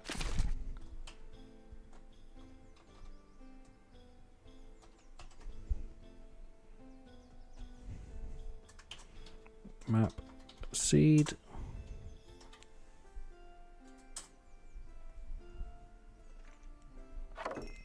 Nice. All right. You know what? I think I'm done. I could continue to do all the decorations and whatnot, but I think I'm happy with where it is in general as a project. I'm okay with the way it turned out in general. Like I said, I'd like to put something on this flat part of the hill here, probably more tents. Can build that.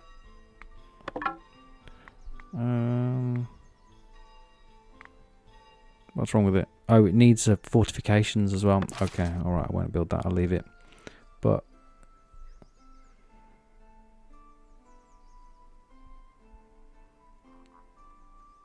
yeah, it's okay. It's not my best. It's not my best work. But it was a challenging map. I quite enjoyed it. If I was to do it again, I would make different decisions. But I'm okay with it. So I'm going to call it a night for myself there. I'm going to call this map done as well. Complete from my point of view. And like I said, I'll drop it in the Patreon, and then when I come to do what's the word? I've lost the ability to speak now. When I come to do other streams, I'll start a completely different map. And I was going to suggest that maybe I'll do a poll if anybody's interested, and in the poll, if people want to drop a map seed in for me as like a challenge or something like that, or a map seed that you just thought, oh, this is really cool. I'd like to see something built on that, just as an idea to have for me to do another live stream and then do a map rather than me roll it. Somebody else can provide it, just as an idea.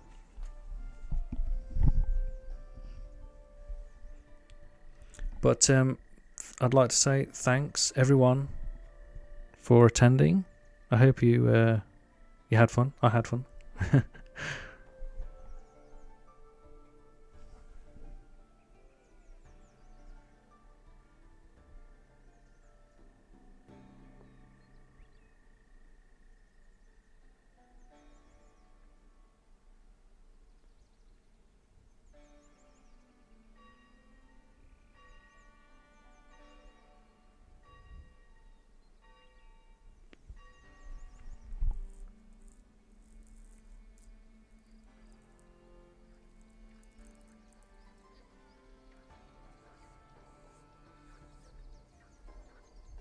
Oh, Valentin, is that a map seed? Yeah, I'll have a look at that.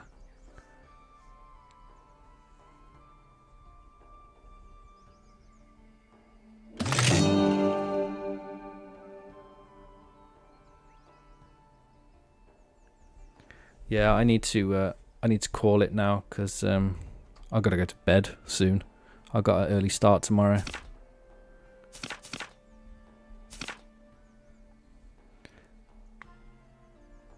Alright guys, catch you all. Have a good week, everybody. I wish you all the best. Have a great week, and I'll see you in the next one.